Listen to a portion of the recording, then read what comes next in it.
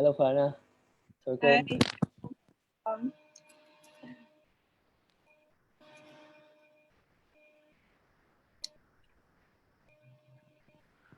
Office, home.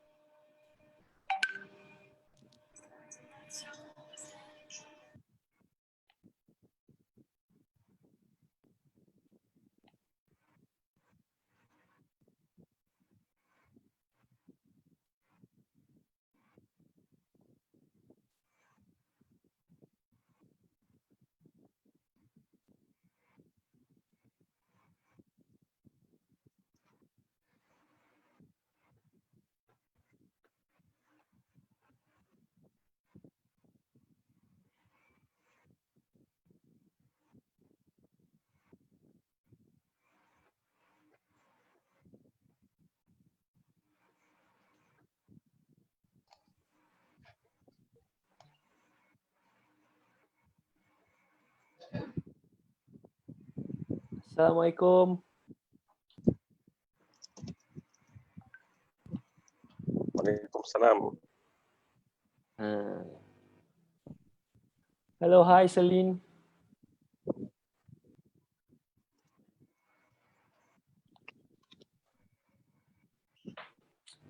Bapak ni, apa kabar?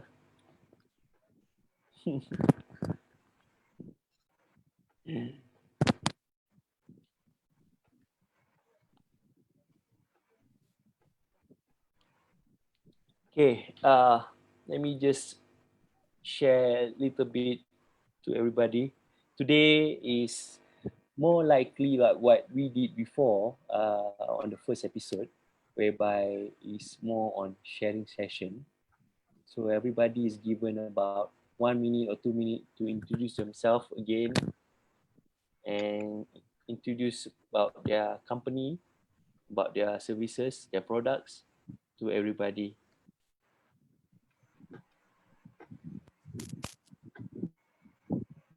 So it's going to be more relaxed today. Everybody get to ask anything about business, or maybe we can talk about something else as well, no problem. What matters that we keep on share what we want to share. I saw a few new faces today. Hi, we have Mr. Ovi. Ovidio. Yeah, hi. Hi, how are you? I'm good. How are you? Good. Everything good? Mr. Ovidio is actually from Belgium, right? No, I'm from Romania. Oh, Romania. Sorry. Yeah. Okay. So But Romania. I'm staying in Singapore. Yes, he's in Singapore. He has his own startup, right? Yes. Should I start presenting more or just to? We are still waiting for everyone Oh, to okay. come. Yeah. So I'll give everyone the cue to start and introduce themselves. Sure. How long you been in Singapore? I've been in Singapore for 3 years now.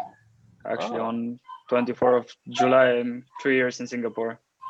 Oh, that's good. So I've you been like here for a Singapore? while. I like Singapore. I like traveling around. I Have you like the been Asian to culture.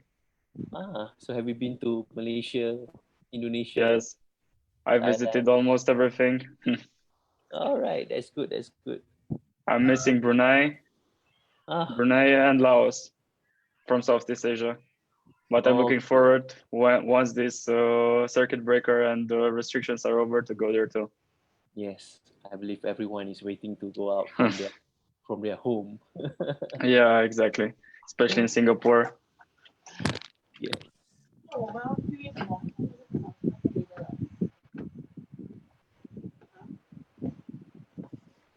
Few new people here.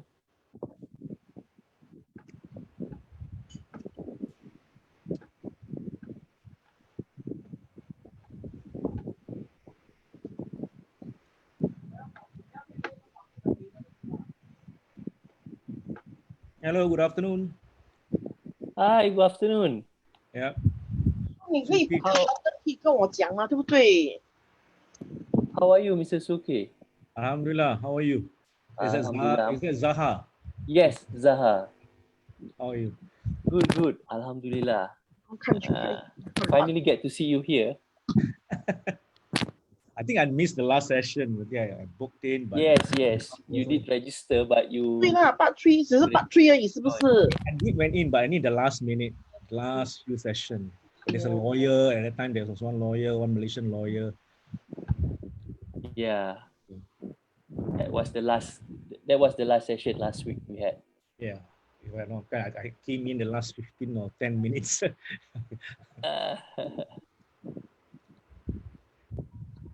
Hello, Mr. Kamal. Halo, Assalamualaikum warahmatullahi wabarakatuh. Waalaikumsalam. Hello. Waalaikumsalam warahmatullahi wabarakatuh. My name is Kamal Nasar. I'm just arriving to the next meeting.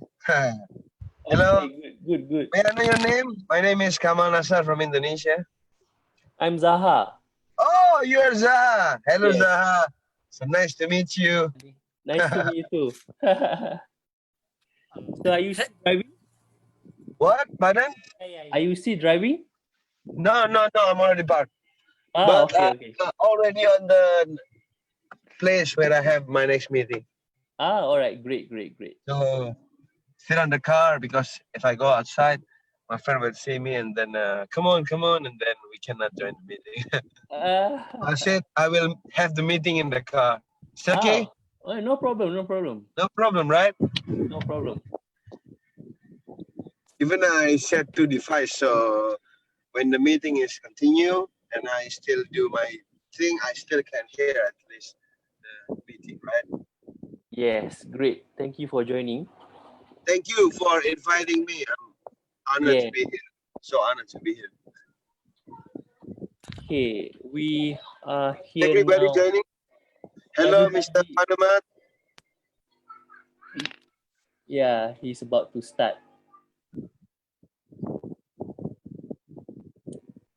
Hi, we have this everyone come from all over the Asian. Oh, nice. Yeah. Mr. Panumat is from Thailand, southern Thailand. Oh, nice. Mr. Yes. Padumat from And Thailand. we have Madam Rahmayanti Dewi. She's actually from Batam. Hello. Hello. Mrs. No, Rahmayanti Dewi. Yes. We're from the same nation, eh? I'm from Jakarta. Oh, okay, good. Which part of Jakarta? Yes. Are you in Jakarta now? Of course, I'm in Jakarta. We cannot go outside of Jakarta right now because the pandemic locked us to go outside of Jakarta, or people from outside of Jakarta to come into Jakarta. It's so hard now. They have to apply for permission. Are you not serving the PSBB? Pardon?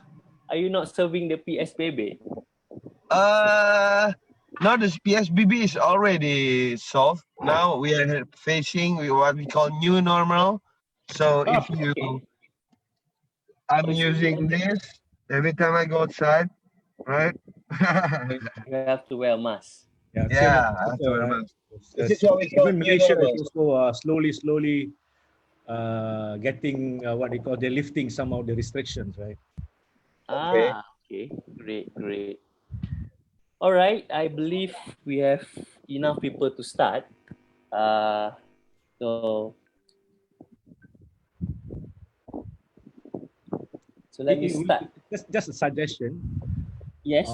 If okay, I know that can everybody maybe change their name? Not saying change their name, change the what is shown on their The screen. display name. Yeah, at least, or either your trade or your company. Then at least we will know exactly, where we stand. Like example, like my name, I just put a Suki. I'm on digital media, so I have my background or best name of my company. So. All right, if like Edwin or something like that, you can change that Edwin, then maybe you're straight away. And Mr. Paris, so we can straight away understand what is your, at least know what your business is. I think everyone have their name accordingly. Yeah. Yeah, Here's shouldn't what be you a can problem. do. Up there on the screen, or when you go to your own screen, there's a three dot there. You can change click that one. That's what you can share, rename something. Then you can do the edit. I don't know whether you can do on the phone. I'm not too sure.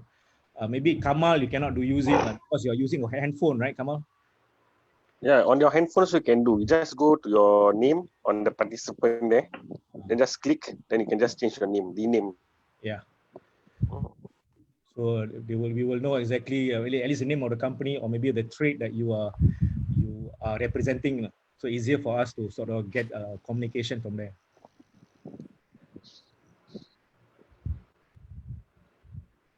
Okay, that's good. Thank you for sharing.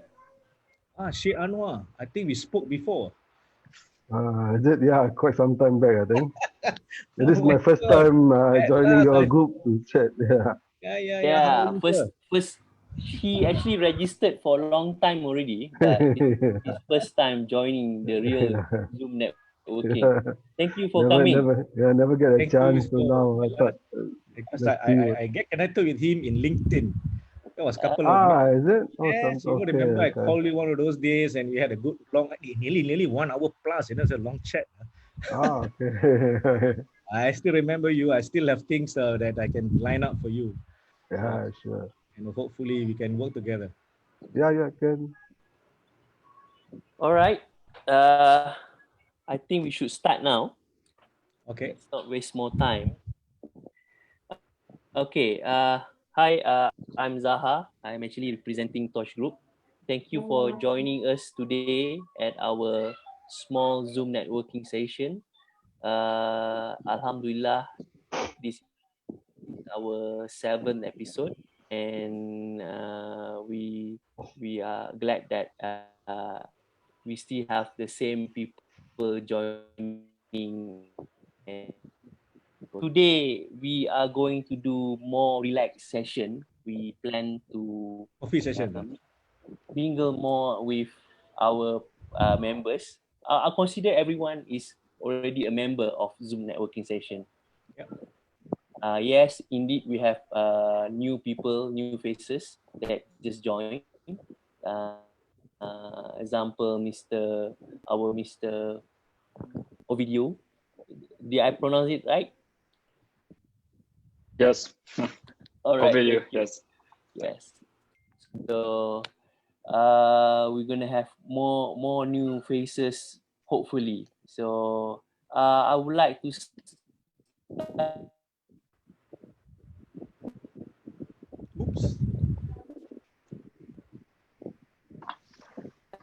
Mr. Kamal, would you like to start and introduce yourself? Hello.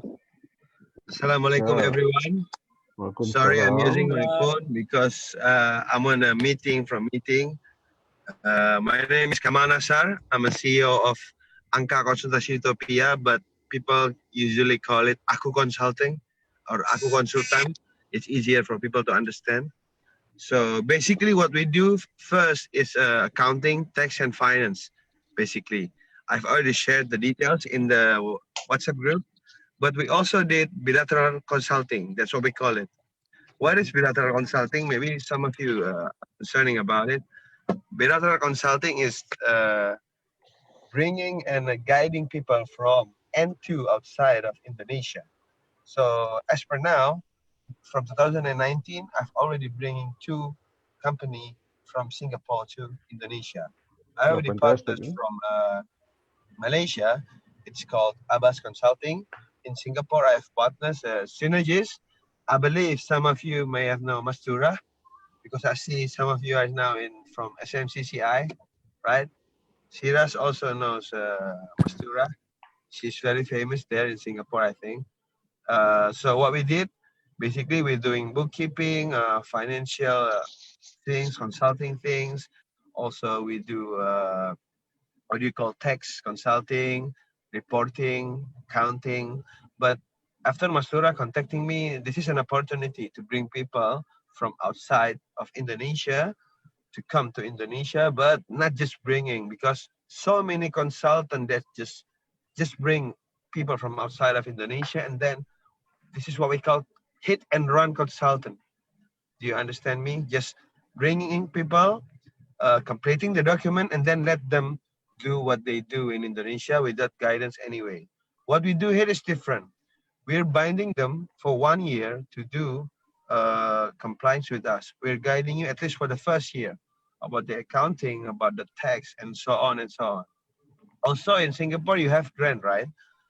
From the grant, Mastura from Synergis LLP will uh, guidance you on that. So we have two parts on that. So I think that's what we do. Bilateral consulting is term that I found that is, I think, what do I call it?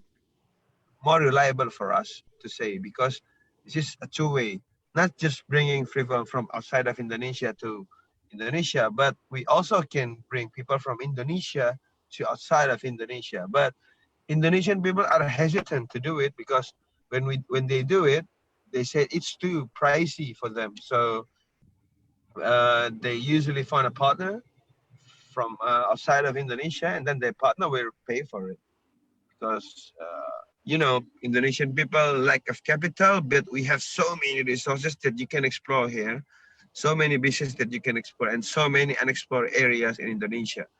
We have 270 million people, and we have so many business. Basically, two business that I have bringing is one shepherd business. Second is tourism.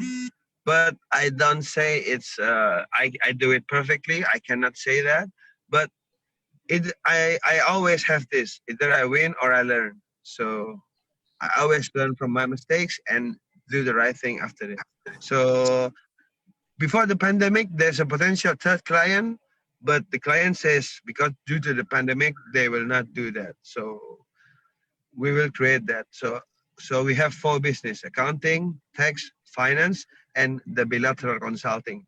But surprisingly, the bilateral consulting is good. We have created two seminars in Singapore, one in Mastura's office. I don't remember the name of the office. 10 people attended and it succeeded. I get one client from it. And the second is in the IIPC. Have you heard IIPC? We call it BKPM, BKPM here. Badan Kegiatan Penanaman Modal. So we have, we have do seminars with them, and they like us. Even they invited us to come to the event in Indonesia. So that's what we do. Very simple. So I hope if you wanna come to Indonesia to open your business, you can at least consult us for free. I cannot charge you for that. We have so many advantages from other consulting firm and we cannot give you a hit and run consultant because it's for at least for Singaporean people, yeah. Maybe for Singapore. I know you are guys very strict about the compliance thing. You have to comply about this and that and this and that. And I like that. So we are understanding that. So if you still have questions, maybe some of you have question about it. I still have minutes about it, about what I do. Are we clear? Am I clear? All right. Yes, it's very clear. So you are acting like so-called notaries. Notaries cannot be bind with me, but I have my notary. Okay. We only shake hand. We cannot sign anything because if anyone find out that my notary with me have a binding legal agreement, they will check the notary legal practice. So we cannot do that. But I have my notary, and my price is very competitive compared to other firm. And now we are on the process of perfecting it again. So we are perfecting it again every time. Every time we are reviewing it. What should we do? But due to the pandemic, so sorry, I have to repeat this. Due to the pandemic, it's being paused by now. We will create a new entity after this to separate the bilateral consulting, so it be what we call it more reliable, because the accounting, tax, and finance is one thing, and the bilateral consulting is one thing. But actually, it's in alignment. So we wanted to create a brother and sister. That's what we do. Good. Very good. Very If good. any one of you have question for me? Anyone Anyone? in the room want to ask question? Please do. No. Maybe Yeah, not and at the he's moment. pardon. Maybe not at the moment. Maybe. Yeah, Hi, maybe not hi, in a moment. hi, Kamal. Yeah. Do you, I mean, if let's say a Singaporean company want to set up a business in Indonesia, what are the challenges that they need to foresee? In the new website.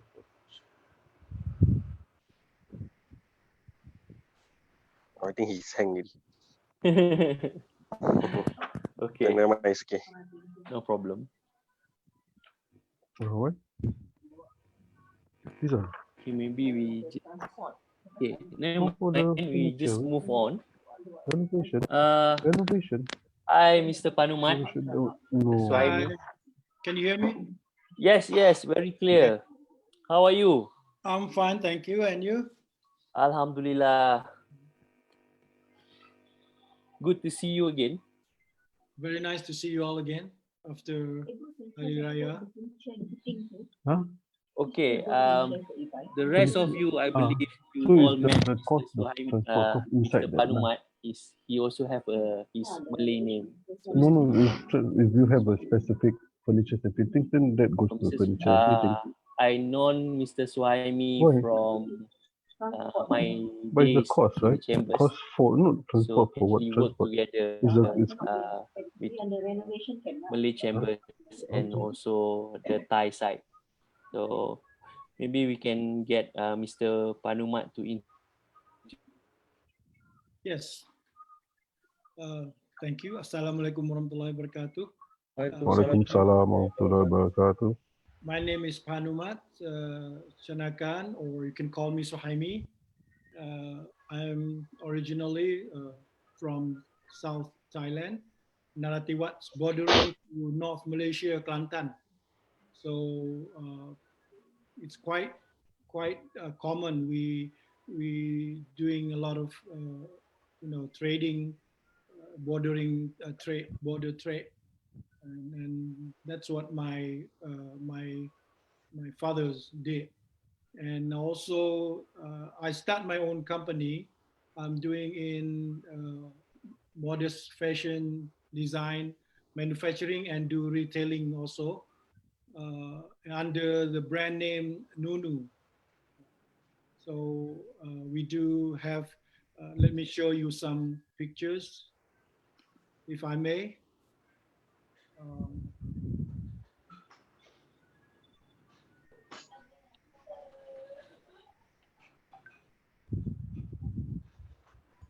What do I do here?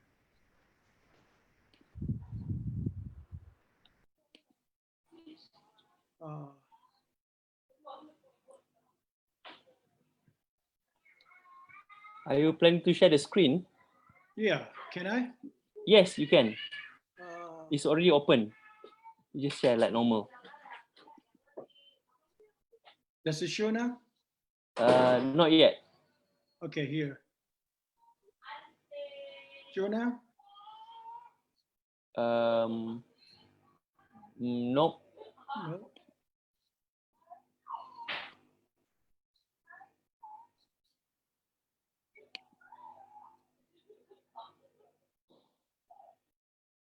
Never mind. I got some problem with technical problem.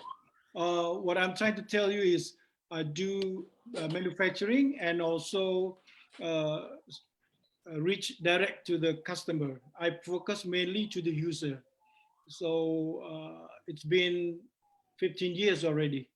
Yeah. So it's Alhamdulillah, it's quite successful. I'm not sure it's our definition of successful. Different people, different.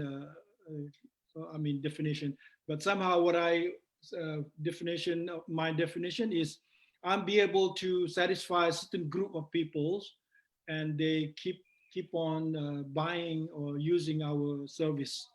So Alhamdulillah, I do have some export to China, and we do have agent there. We open up the shop there in Kunming, and also some Ningxia also, and also you might be surprised that we are selling to those to Chinese people, but it's been a while already. Alhamdulillah.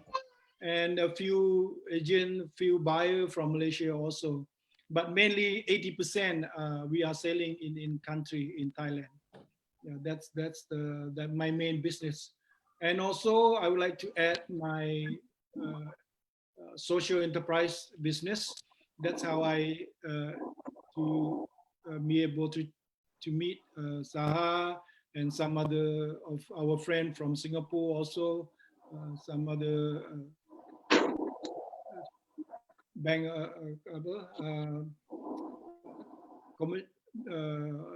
member-member dari Malaysia semua tu kita jumpa dengan kerana saya buat social enterprise. Social enterprise is under Interior Minister of Thailand, and we have what we call networking with some other organization in Thailand and also in Malaysia also. That's roughly my introduction. And also I leave in message also my website and 4 or 5 website there. If anybody would like to get in touch, please do hesitate to contact me. Yeah, that's all. All right, thank you, Mr. Panumat. Thank you for your sharing. So yes, any of you planning to go to Thailand using the land route, please, I can actually share with you how to go there without using a plane from Singapore. Okay, next, can we have yes, our friend from Romania? Would you like to introduce yourself and your startups? Sure. Hi everyone, my name is Ovidiu. I'm from Romania and I work for PTGem. Let me share my screen with you.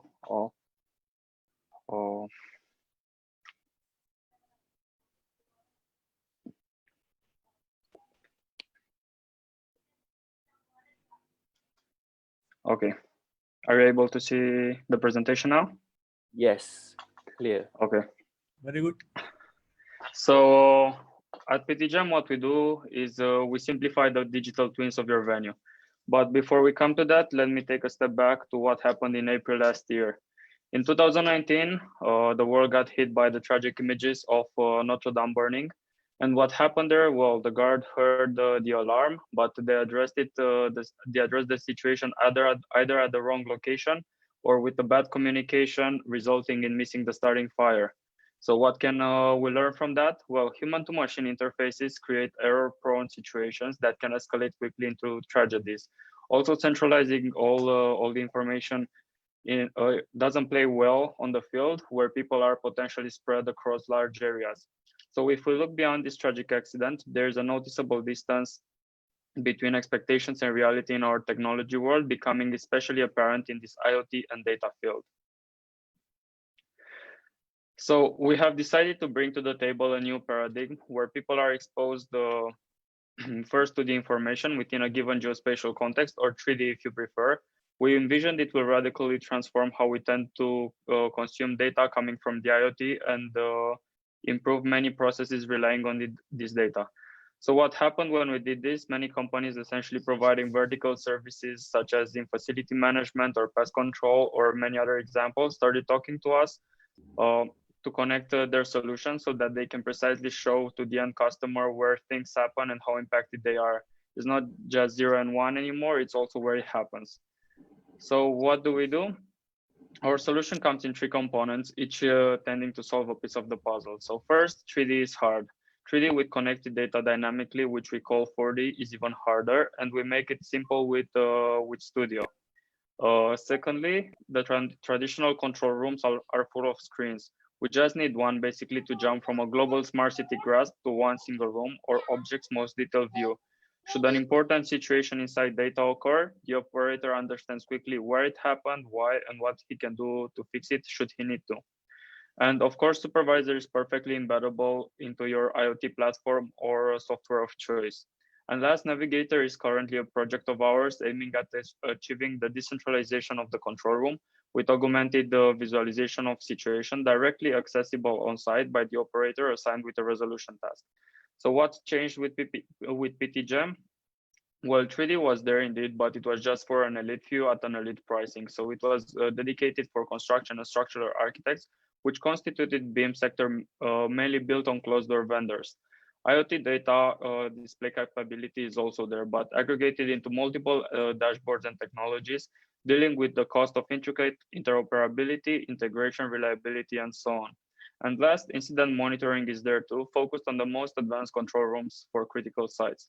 However, this new presentation of situation coming from a 3D plan, the end user experience is different, better, simpler, quicker, more efficient, and mostly available to all thanks to its API for developers. In just a few lines of code, any solution provider or IoT sensor platform vendor can embed our solution and resell to the end customer. Generally speaking, this was a task considered to be very hard, so that businesses refrained from doing it.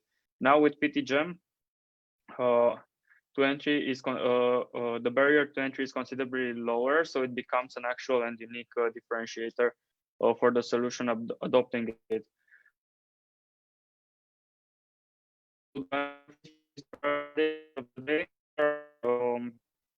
Few examples for what we've been solicited for. So where contextualizing the issue matters most. For example, we have security and safety. For example, you can know where your main force is located in the building and get faster reactions and reaction times in case of an emergency.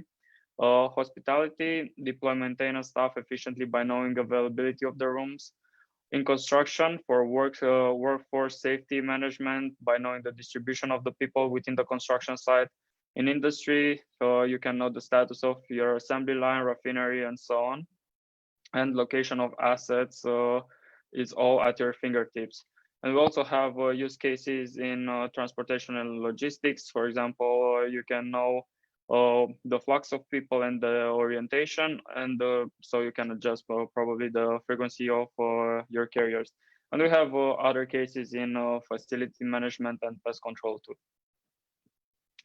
So our business model, we have 3 scenarios. For example, for vertical solution providers, for IoT platforms, and for IoT integrators. So from a vertical solution provider point of view, a pest control service provider would like to optimize the traps positioning, visualize the trajectories, and show the results in 3D.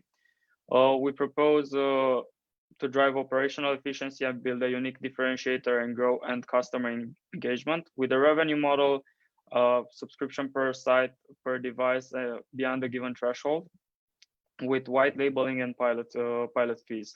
And the growth strategy would be through specific app, brand, and lead distribution, vertical use cases, SEO, SCM, and internal cell closing. And our software distribution is through AWS and Azure Cloud. Our team has 2 centers of operation, one in Singapore and one in Paris. And our vision is to transform a unique data visualization feature into a leading human-to-machine entry point. And we do it by following these 4 steps. Target vertical players, innovative app enablers, increase the reach by supporting as a disruptive IoT for a UX for IoT layer, connected venues network, empower public and private venues, innovative business model or brand awareness initiative with 4D use cases, and IoT data marketplace, which is currently a booming market. To summarize, our solution is easy to build a digital twin, easy to set up with the connection to our platform, and easy to operate by anyone. It is flexible, connect any type of sensor or data source through APIs, and it's affordable with added value at a low pricing subscription. You can test our live demo by scanning the QR code or by accessing the link below it. And thank you. If you have any questions. Thank you, Ovidio. That is very techy to me. Anyone would like to ask our friend here in regards to his presentation? May I ask? Yes, please. Did you do also the UI, UX, user interface, user experience, things like that? I'm sorry, I'm not really hearing the question. Did you do also user interface, user experience in web designing, or is it different? So we're currently undergoing some updates to our platform, and we're trying to improve that. We're enhancing now the 3D visualization with a focus on developing more on the UX and UI later this year. We are still upgrading our agenda. Okay, perfect. Oh, very clear. Very clear. Thank you. Thank you. Thank you. Thank you. Thank you. Okay, that was great from a video. Maybe you can end your share screen. Yeah. Okay. All right. Thank you so much. Thank you. Okay, so from Thailand to Singapore, no, from Singapore, can we get someone from Malaysia? Mr. Allen, how are you? Hey, hai, apa khabar semua? Alhamdulillah. Assalamualaikum warahmatullahi wabarakatuh. I'm still in KL in Malaysia. I suppose you are still there. Yeah, the gate is still locked, so I'm still here. Looking forward to the PSBB being open so that we can begin our business yet again. Anyhow, business is still moving online. And invoicing also begin online. No hard copy going through. Alhamdulillah. Anyway, guys, my name is Alan. I have business in IT space of cybersecurity. And my company in Indonesia is called PT Glostek, spelling STK. So we have a couple of businesses running there. But our main focus at the moment, due to the so-called issues that surrounding, we are focusing more on the online businesses and so on and so forth. So we are giving a lot of so-called freebies in terms of making sure that your websites are clean, your websites are not being defaced. So we give you free talk or instructions into how to harden your websites. So there's quite a bit of guys who we got in. We managed to get the business during this pandemic time, whereby they had some problem with their website, so we are there to take care of them. It's a service. It's called Managed Web Services, cloud-based. More information is on my website. I'll give it on the chat nanti, yeah. All right. In short, that's me. Sorry, I wasn't around last week. So this week I'm available. I'm glad you're back. And I'm glad to see all of you, happy faces. Alhamdulillah. All right, guys, take care and have happy business. Bye.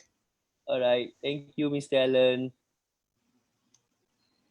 Okay, that was Mr. Allen. He is always on Zoom since episode 1. Well, he actually missed one episode last week. Thank God he's back. Okay, from Malaysia, I would like to jump to another country that I've never been to, which is Philippines. We are lucky to have one guy from Philippines today. His name is Mr. Edwin. Hi, Mr. Edwin, how are you? Hello, Saha. Yes. I'm doing pretty good, thank you. By the way, my name is Edwin Carlos Luciano Jr. You can call me EJ. I am from the Philippines, as Mr. Saha said. I am the CEO of LC Cybersecurity Corporation within the Philippines. We focus more on providing corporations with cybersecurity solutions. More on the IT managed side of things, and live monitoring of cyber attacks. Great. Then you can partnership with Mr. Allen then. You guys are doing the same thing. Yeah, definitely. Most welcome. I will. We'll touch base. Great. Sure. I'll also leave my email if you guys have any more questions. regarding Yes. our services. As we go along, I believe some of you would have question to ask. Please raise your hand if you have anything to ask. You want to speak to anyone, just let me know, and then this is a very open session. Everyone can ask anything to anyone. Okay, next we have Miss Rahmayanti Dewi. Mbak Dewi, ada di sana Mbak Dewi?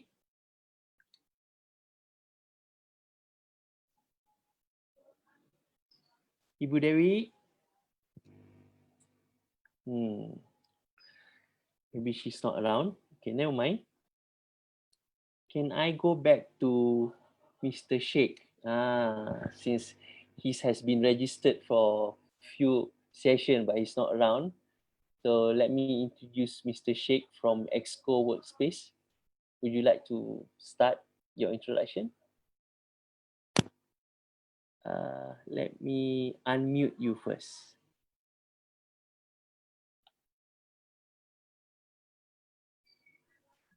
Okay. Yep. Okay. Yeah. Hello. Hi. Hi there. Assalamualaikum. Waalaikumsalam. Actually, not ESCO lah. It's EasyCo. Oh, EasyCo. So yeah, easy to coordinate, collaborate, cooperate. Workspace. Okay. Yeah. So I've actually, I was. This is actually more or less like my second life. I was into the shipbuilding. I used to build ships. Now I'm more into providing, facilitating startup, targeted on technology startup space.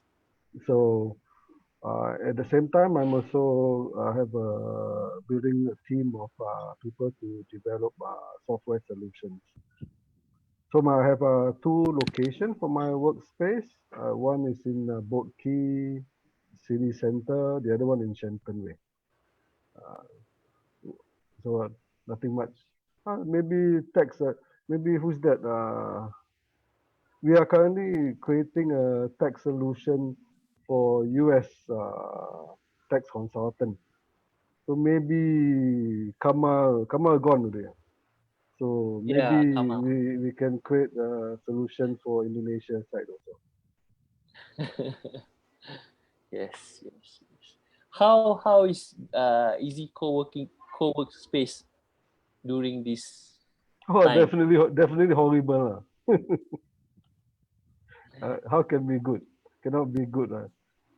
Because do you still have your client with you? Yes. No. Generally, we still have clients, but because we are a new company, so like I set up this company only just like 2 years plus. So we are growing, and so we need to grow. So this pandemic actually has retarded our growth. So used to be like every 6 months I expand another office. Like for last 2 years, from one office now I got 4 office, and it was supposed to expand to another office in early January. But then since the since the pandemic, so I got no new customer coming, and maybe some existing customer has left. So basically my growth is retarded now. So hopefully, inshallah, that by end of this year we can start growing again. Great. Oh yeah, we have Mr. Kamal joining again. So maybe later you guys can talk. Yeah. Thank you, Mr. Sheikh. Video, I would like to go to Bapak Nick. To be Bapak Nick. Orang dari Thailand, dari mana gitu. Can introduce about his business. Ya bisnis, kita sharing kita gitu. Good afternoon. This is Nick. Reside in Singapore. So we actually, Pajaha, how many minutes I have? Well, officially you have 2 minutes, but okay, if you want to go more, then if you I can give you time, no problem. I'll do very fast on this one. I'll show you this one here. Can you see the screen? Yes, you can see. Itu bukan kue lapis, itu non-woven fabric. Then this is what we do. A factory in Indonesia will make the machine to make the fabric come out like this and ready to go. Different color on the non-woven fabrics, and we sewing and we printing, and this is more important. Come out with suit cover, bag, laundry bag, shoe bag, all that, pouches, beach bag, tote bag, pull string bag for school. The pull string, the green one for Ramadan is very good as well. For the mooncake as well, and the bottom one all colorful bags. And we also make a table runner. You put on top of your table, and you can print Happy Valentine's, Happy Mother's Day, all that. And we do tablecloth as well. And all these basically they are go green. You use it and you throw it away. I do have customer feedback say, "Hey, can I wash it?" Okay. I say yes, you can wash it, but maybe wash 1 time, 2 times. You don't wash it over all the time. The goal is you go green, you just throw it away. And especially in the industry, because we do B2B, tablecloth, laundry bag, pillowcase. We also do bed sheet for hostel, for 2-star, 3-star hotels, for hospice, all that. We do bed sheet and pillowcase, use and throw away. So do not you have to wash it again. That way it save money from electricity, manpower, the machine, the dryer, the detergent, the bleach, the softener. All that is money that some people don't see it. So this, we use it and you throw away, you save money from that end, and you support Go Green rather than you pollute the water with all the waters come out like with all the detergent stuff.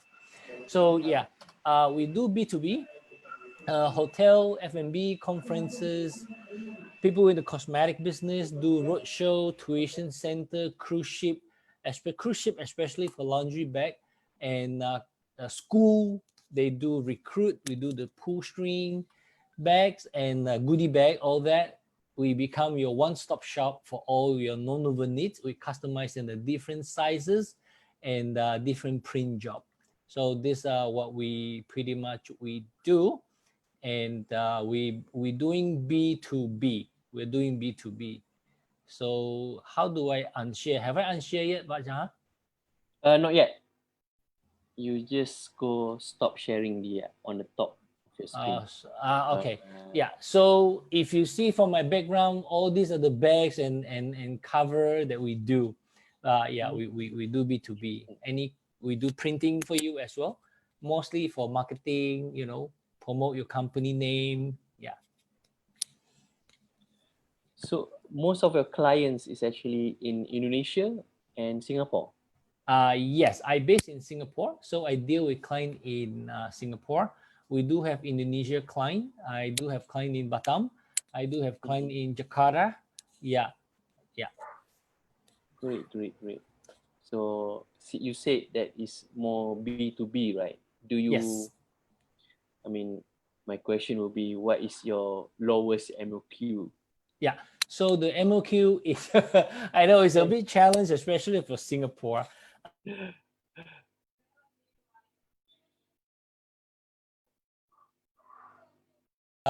Some business, they really don't need 1,000 pieces, So I say, well, then I can try 500 for you. MOQ 500 pieces. Yes. Yes. That's good. Thank you for the information. Thank you. Yeah. Thank you, Mr. Nick. Thanks. So, is anyone have question for Mr. Nick?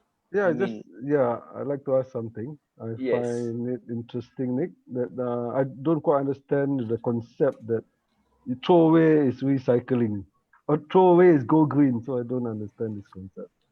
So because this is non-woven, when you throw it away with leave it out, even if you leave it outdoor, the process of it is when that fabric is leave it outdoor, because you got the sunshine on it between 9 to 12 months, it degrades by itself. So in other words, let's say our clothes, right? We leave it outside for 1 year, it's still there. But this fabric, you leave it outdoor for 9 months to 1 year, it start thinning. The piece of clothes is become very thin, and then you start breaking a hole. There's a hole like your clothes. There's a hole here, hole here, hole here, hole. And after a while, it decomposed by itself. Yeah, what happened is it goes through the sun, so it kind of like a part of the degradable is evaporating out. Okay. So your target is actually those products that normally have been thrown away, is it? Not normally. This one you can like this one is like a bag that you give up to your customer. Your customer can continue use it for long time. Yeah, but no, what I mean by normally, like goodie bags people get at the end of the day, it goes to the dustbin also, right? Yes. So, yeah. so these your are the value there that in terms of eco-friendly. Eco-friendly, faster, degradable. Yes. Like especially now I am working with in Singapore quarantine facility, the foreign worker dormitory. I working on it to recommend them to use that, especially the quarantine facility. They after they use it, they cannot really use it and wash it and use it. They just throw it away because of the virus thing, right? So this is where the pillowcase and the bed sheet come in. Hygienic. So your target market also hospital also big. I mean, you got very big target market also. Hospital, hospice, dormitory, and old folks home. Rumah-rumah orang tua. All that, yes. How's the price factor? What's the cost factor then? The cost factor is depends on the size, the thickness, and the printing. Well, generally, I mean, in comparative with bag, some other wooden fabric or bag, or I mean, similar. Yeah, generally one bag that people use at the shop about $1. About $1, and $1. So what I mean, so it means about it's about the same cost as a woven fabric. Oh no, woven fabric. For example, now a very famous tote bag. People always use tote bag, right? Tote bag is from canvas. Canvas range from 2 to 3 times more expensive. Oh, okay. Same thing with paper bag. Some people say, yeah, my paper bag is cheaper. Paper bag is a lot from China and Malaysia, but depends. Some brown bag, very thin brown bag, no print, is less than $1. Some bag, same size, can be $6-7. Depends on the printing, the sanding, what type of string do they use, all different. So like let's say a paper bag from Chanel handbag, or what's the brand name? Gucci brand name paper bag. Those paper bag can be easily go to $10-12 because the printing is. What about pigments? Then I mean, are your pigment eco-friendly? Pigment biggest problem in pigment eco. I mean, paint is or pigmentation is the biggest problem. Even your paper pigmentation coming out from paper is a big deal, right? Yeah. So nowadays with the technology, there are 2 types of paints. One is eco-friendly. Another one is not eco-friendly. So we basically lately we start changing to the eco-friendly one. That's number one.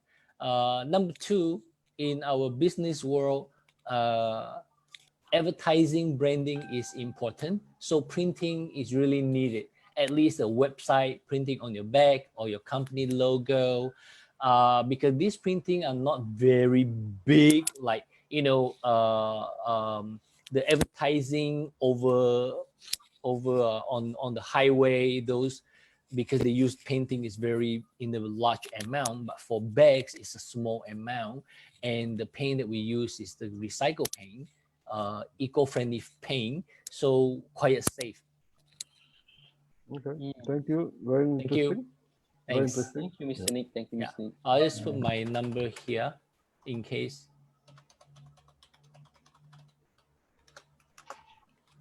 So since you mentioned about advertising board, I think let's get Mr. Soki introduce his digital media.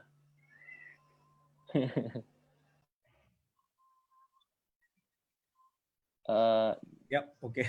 Okay. All right. Hi. Assalamualaikum, everybody. Suki, Mobi Studios. All right. Just a quick one for myself. Digital media. Actually, we are. Our focus of business will be CMS, Content Management Services for digital signage, application, and solutions. It's a cloud-based system that controls and manage digital signage that you can see on the streets or maybe a network of them. So basically that's what we are focused in. And the second part of the business is actually digital signage themselves, which is the hardware. So we believe that at the end of the day, it's not the hardware which is important. Hardware, what you get, you see in the market is just basically television sets, right? Television set is like another computer. Everybody sell them. But for us in Mobi Studios, we are looking at solution providers. We are giving what they call these ideas to how businesses can use digital signage to improve on their business, to make their business more relevant to the future. All right. So that's where we are concentrating on the software version. We are concentrating on the software of managing digital signage. So this is what you call SaaS, software as a service, which let an organization have control over their digital signage, what they want to communicate, what they want to advertise to their customers, or maybe corporation wants to communicate with their employees, right? So that's the base of our business, okay? And I just want to share a screen of what CMS actually can do in the future, Yes, okay? please. This is a concept we call lean retail. Okay, as you know, the next few months, maybe the next few years, the retail market or even the shopping centers, we know that okay, it's all, a lot of people say retail space is dying. Yeah, retail space shopping has been taken over by online. What do you call this? Selling. But to us, we believe that it's not the case. We believe that retail space is still going to be a very important part of our life. But how retail space is going to survive or be better in the future? So what we have is a concept whereby we are taking the offline space and the offline space together into one into one space, so that company now targeting client in one particular space, which is their what they call this, their retail space and also their offline space. So imagine like client will like to buy things from your online store, but they also likes to come at least see some of your products first on hand, feel it, touch it before they what they call this, they actually buy from you. So this is where we call trying to merge the online store and the offline store into one space. So now I'll just share with you a short video that we have for you to what we call to understand what we mean by lean retail.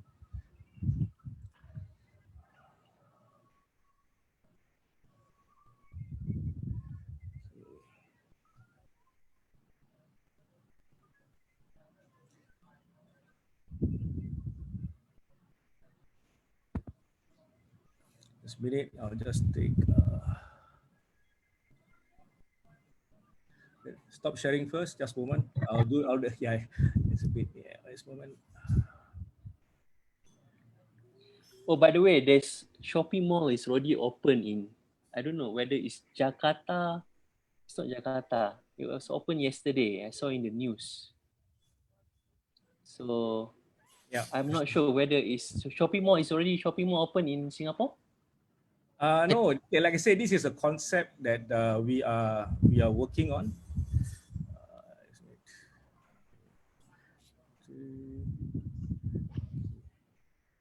Share. Right.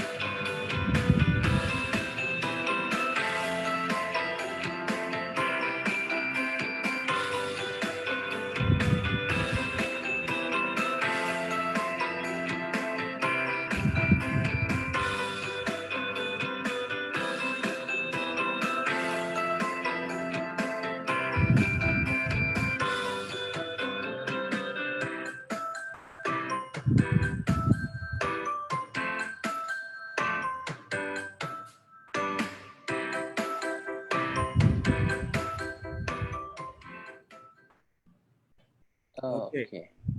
Can you all see that? Interesting. Yeah, it's still a concept, or you already have one? Actually, it's not a concept anymore. It's running all over the world except this region of the world. I'm very frank. Oh, okay. Yeah. if you like, you okay. The biggest players of this concept is China and Europe and US. It's been in the market for the past 5-6 years. It's now getting now getting into what they call this a more accepted what they call this idea because of the COVID, because of retail stores are going to be very expensive. You're going to maintain like a 10,000 feet space. What if you can reduce that 10,000 feet space of retail space to half the size or maybe a third of the size, at the same time selling the same thing, increasing the experience of the customer, incorporating your digital technology, your offline space into your store, and that's what we mean by the online space together with the offline space coming together into one. So basically, it's a digitization. These are all basically digitalization of using the current technology to achieve that.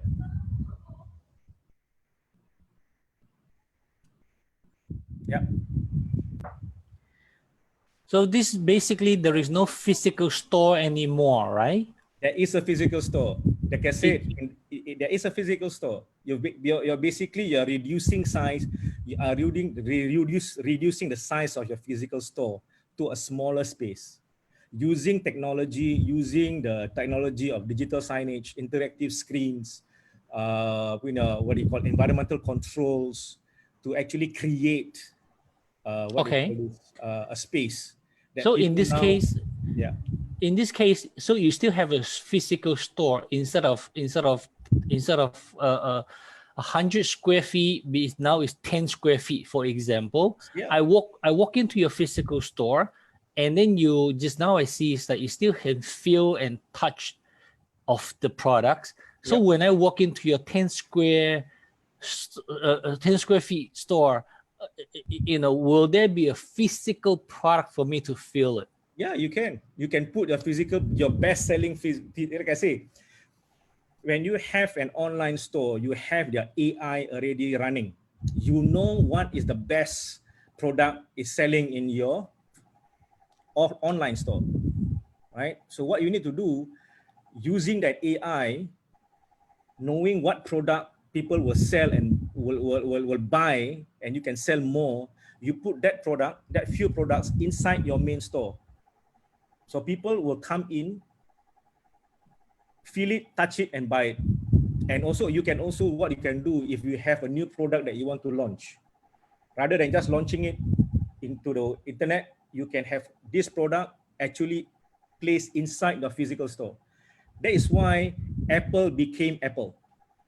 Apple became the biggest company in the world is because they built Apple stores all over the world. People missed it, but Apple is the biggest, most valuable company at one time. When everybody is going to the internet selling, they built their stores on offline stores all over the world, and they become the best and the biggest selling luxury company in the world. Okay. So retail store is not going anywhere, but retail store needs to change their strategy and how they can become better, how they can actually bring in more people into their store and have more fun. That's the word, being fun, being able to create the company using technology to create fun, engagement, and actually will drive the brand name and buying better. That's what we mean by our concept of lean retail store all about. Can I still ask one more question? Yeah. Pak Jaha? Yes. Let's say I have a ladies' shoes retail store. Yeah. Okay. Just give a number, 100 square feet. Okay. How can I reduce it to 10 square feet? I need to have all my shoes there for the ladies to try. I have all the sizes for them to try. And then I need to have the physical, at least the sample for them to fit on and feel how comfortable it is. Okay. Yeah, maybe from 100 feet, 100 square meters to 10 feet is a bit too small. Sounds like I'm a lady. You have nice size, right? So how things are done? The possibilities like that? You have certain size, certain models that you really want to sell or want people to try and buy, right? You have other models which is not selling very well. But what you can do with digital signage, with digital technology, right, and using your online store capability, you draw that information by a digital touch screen inside the store. So like say example, you pick up a shoe, the shoe size, like I said, a lot of people build like one shoe, golden in color, but the design is the same. They have others in blue or black or white, right? It's common. So what you need to do, you only have to have one color, a few sizes that you keep in your back store. So when they pick up the shoe, they go to the screen, they swipe the screen using the what they call is NFC technology, using an RFID technology, or even the barcode technology. You just swipe in front of the mirror, straight away the information of that shoe is in front of you. You want to know the size? All the information can be driven into that screen. You can touch. I don't like this color. Touch, change the color. The same thing you do in the online store. Am I right? You bring that technology, bring that into the store. So people can touch, change the color of the shoe, change the size, check whether there's any size available in that store at that time. They can also buy immediately if there is, like I say, I like this shoe, I like size 43, there is already a shoe inside there, I click, I want to buy. What if you do not have? What you can do, if it is not in the store, you can click and order. This is technology. It's all there. Interactive screen becomes the computer inside a store. You draw all your online capability into the store. That's what we say that how you bring online to offline. The technology is there. Digital signage and interactive screen actually allows you to do that. So you do not need to keep tons of shoes or stores in your physical space. it is in the store somewhere, right? You can only also buy. Imagine you go into a store, you like to buy. Okay, you going shopping with a wife, but you do not want to bring things on with you all the time. You know, you want to have fun, hugging your wife, holding your wife's hands as you go shopping. You go to the store, you like to buy, blah blah blah. Okay, I see this, I like to buy. Yeah, I can buy and take it out of the shop. I do not want to do that. I want to just order and you send it to my house. Again, using the same interactive screen, you touch screen, you order, you pay on the spot, give your address on the spot as if you are shopping online. Click buy, fine, you go out of the store without carrying your product, without carrying even the shoe. In a day, within the 2 days, this thing will be sent to your house. That's what you call bringing in online to offline, making shopping experience more exciting, more easier. You can put many things inside the digital signage that will be creating the environment. So people will love going shopping now because why? I can shop, I can carry it out if I want. I can even buy on the store, not even carrying it back with me when I go shopping with my wife. So at the end of shopping trip, you buy 10 things. You don't have to have 10 bags with you. You still can go shopping, go have a food, go makan, restaurant, take a cab home. You enjoy your shopping, and your shopping, all the products that you have been buying will be sent to your house. That easy. That is what you call future retail. I think only men doesn't want to carry all the shopping bag, not the woman. Oh, the woman. I don't know, Mr. Nur Fahana, do you want to bring your own shopping bag? There you go. It's like I said, this is what we call future retail. How retail sector can actually survive. We must look. We are coming with concept that how retail can survive. They don't need to have Robinsons. Do not have to have three big layer, three brick floors. Don't have to. You can reduce it to one floor. Put the right technology, the right information in the store, create that what they call this environment for people to come in. They may not buy from the store immediately, but if you give them the experience, oh, today, this month, gaji belum masuk, salary not in, I cannot buy. But when they come to your store to just have fun, they already have the impression that I want this shoe when I have the money. So when the time comes when they have the money, when they think of the shoe, do they need to go to your store and buy? No. They just go to the online store and buy it from you. So that's what I'm saying. Retail space and online space is one. Customer is one. When you get it is how you integrate those two together. All right. See, now we have new things. Thank you, Mr. New things to look forward to in the future. We have to do things differently. We need to do things differently. All right. So this why, as I said, these things are things that a lot of people are not actually thinking about in Singapore, in this region, but it's been a common thing, like I say, in China and in Europe. So we are trying to bring this idea to Singapore, to Malaysia, to Indonesia, to help understand that technology is there, how you integrate this technology, and how you actually develop it together. So that's why the technology we have is the most important part of this technology is what we call the content management services, and that content management service is actually putting all this application in place so that you can have all these what they call these capabilities in the store. Great. Thank you, Mr. Suki. Thank you for your introduction and your products, services. I say Thailand is one of the market I'm going. Mr. Panumat, I have I have a friend who is in Yaring. Yaring, and I'm working with her and try to bring this concept to Thailand at the same time, and hopefully, like you said, you are selling what you call this fashion, right? How can you use your online fashion selling platform into your store platform? Thank you. please do come to Thailand, Southern. Ask Mr. Zahao. He before pandemic, he came to Narathiwat almost every month. Tell him what makes him come to Narathiwat. I was in Thailand for 7 years. Wow.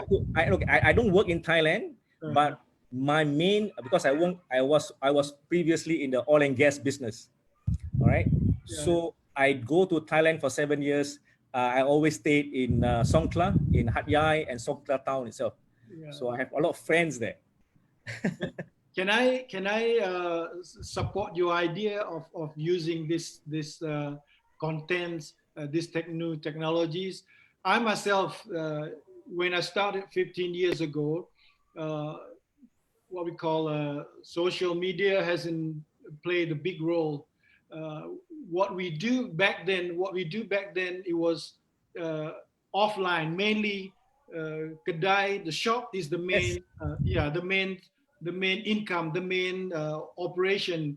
Yeah. And then and later on we use online to do promoting, right? Yeah. But then now, little by little, we start changing. The platform of doing selling is online is the main one. Yeah. Then the shop that we have has changed little by little, being display, being the show, just to make people get to feel, get to try, and get to what we call a place where we can have the service, after sales service, what repairing, all those. So that I mean is our platform has changed from offline. It will be online is the main. My income from online has increasing doubles last years. So I totally agree that we have to have a shop maybe smaller, because I do have in Hat Yai, I do have in shopping mall in Central Festival Hat Yai. Okay. We might not have to have a big shopping space, but we do have to have it just to display and show. Yeah. So I totally agree with you that we have to have this kind of business model change. Yeah, it's like I say, it's trying to attract, because nowadays, especially the young millennials, you know, that they a lot of people thought that they like to buy from online stores, but in Europe they did a very in-depth what they call this survey of actually how people want to shop, and still 70% average 70% of all millennials, Gen Z, Gen X, you call them, they still love going shopping. Yeah. Going shopping is a lifestyle. Going shopping is something that you know, it's a social thing, right? You bring your girlfriend to go and shop. You know, you bring your wife to go and shop. You have few girls of your girlfriends, you know, going to shop and, you know, do some shopping. But the problem now is they say shopping is boring. I have nothing to play, because they are so used to playing games in front of the screen, getting themselves do all this interactive screen. Bring that to them. Give them that experience in your store. Put an interactive screen. Put enough information that they can actually swipe. They can actually read. They can actually learn. Once this becomes that's why you don't have then to have a salesperson to actually explain about the product for you. You put all this information, all the important information, where it is made, what is it made of, where is it come from. You can do a 360 turn, everything, you know. So they will your salesperson is just have to look back, waiting for them to be called, and the screen is actually selling for you. Even maybe can upsell for you. Today they want to see clothes, but because the screen have an AI, like what the online is doing, you can actually push on the same screen, hey, do you like to buy a pants? Then after, hey, yeah, pants, okay, click, I'll say pants, I like to buy a pants. The same system will then, because of AI, will push the person. Now the AI know you buy a shirt, you buy a pants, maybe you need a belt. ping again, the same screen in front of him. You are still catching his eyeball. Ping, would you like to buy a belt? What belt should you like? The whole range. See, this is what I call engaging the customer, engaging the buyer right in your store without even your salesperson trying to sell it to them. This is what we call lean retail in our concept, and actually can be done. It's only how a visionary retailer will look at this concept and take it with them. Okay, we have Mr. Zain. He seems he wants to ask a question. Hi, Mr. Zain.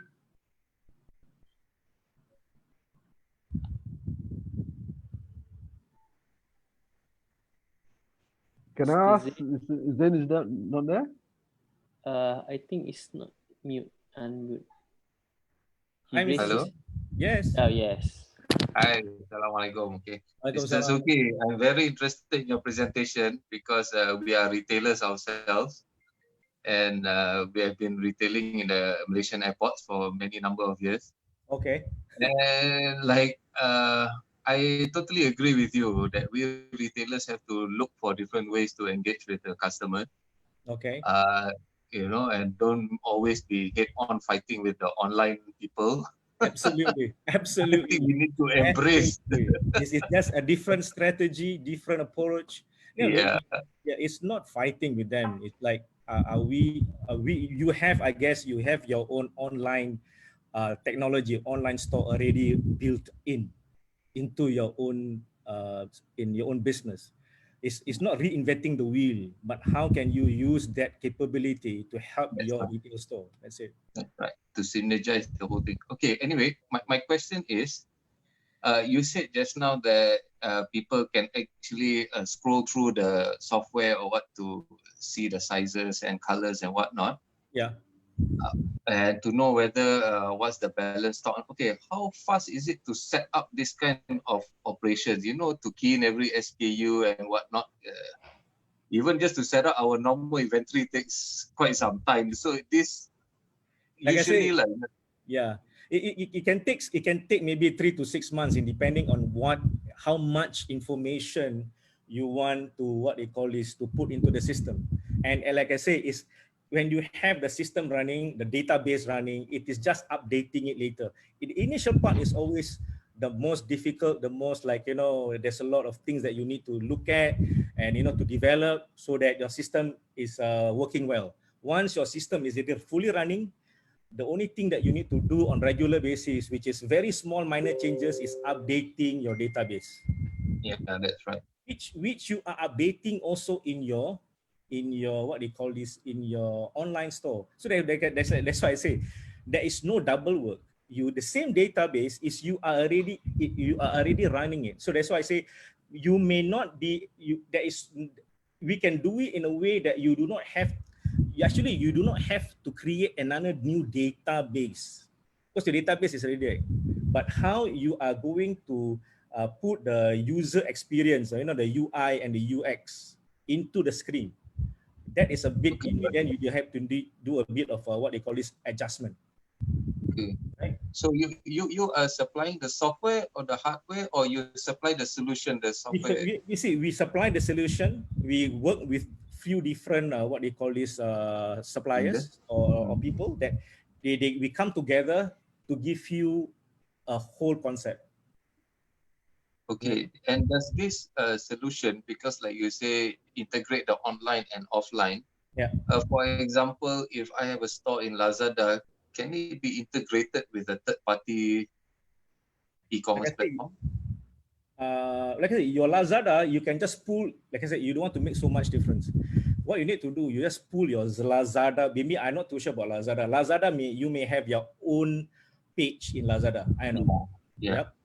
For example, what you need to do is just to pull that URL into a screen in your shop, and that's it. They can shop it. You are bringing your Lazada shopping into your store. No, because just now you mentioned to have our database. I will assume database meaning the inventory, right?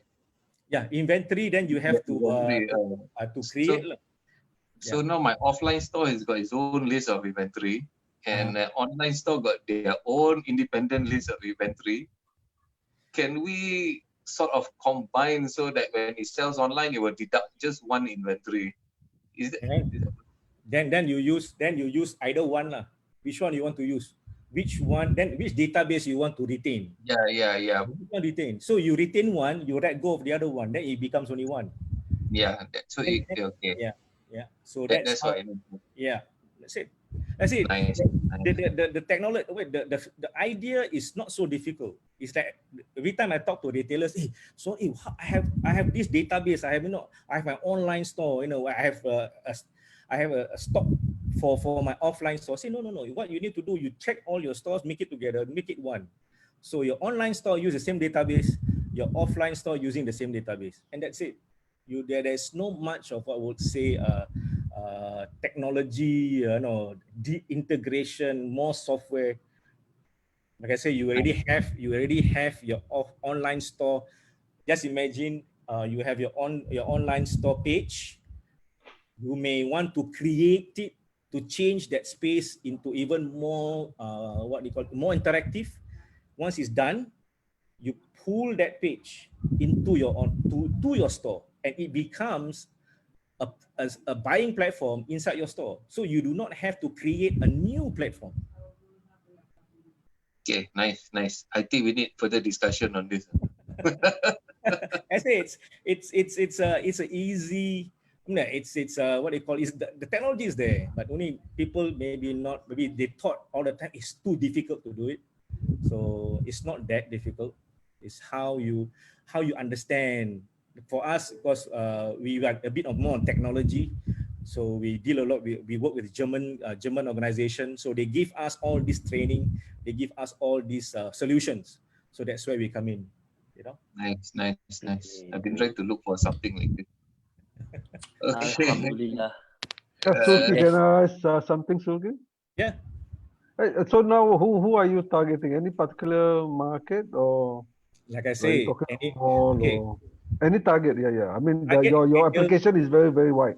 Yeah, it's very wide. Like I say, I do not who I want to target with. Maybe I want to target Robinsons. I must go to the big Robinsons people, But okay, for me, the easiest thing to do for me, what I want to do actually, I'm trying to help the SMEs.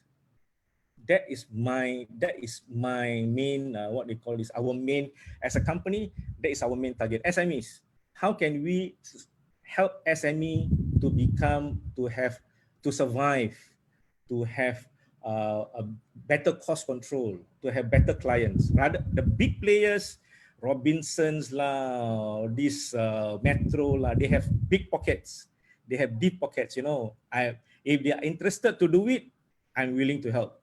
But for us, our main market now is how this concept can be delivered to the SMEs, to people who have like Kadai in Juchat complex. Maybe now, if last time the fashion house in Juchat complex have 3 big rows of store, now nobody come in. But rent is so high. What am I going to do? Close my shop? No. Concept, change the idea. Reduce the stock. So you're going to target the landlord, or you're going to target the shop itself? Target the business people, the owner of the business. Or not the landlord side, because it's a good deal for you to target the landlord who provide this extra value-added services to the retail shop. I have one more. If you all can bear with me, I have one more solution which I'm working right now with a UK company. Okay, you all can just have a few more minutes. I share one more video. Sure. This one will, to me, it blows my mind the first time when I actually work with them. Okay, so I will just share you one. Right. This is what you call adaptive retail space. Just now is a lean retail space. This time is what you call adaptive. Adaptive means you can change, your retail space can change depending what business it is in there. Okay, I'll just share with you.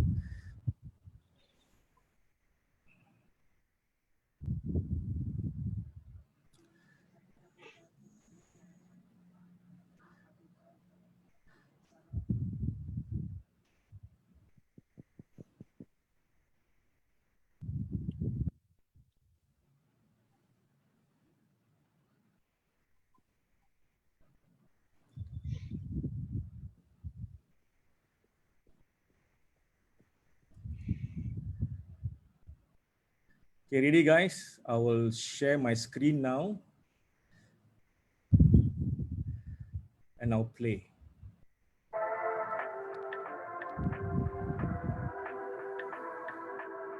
Have you ever dreamt of setting up a shop, hosting an exhibition, or running a wellness class?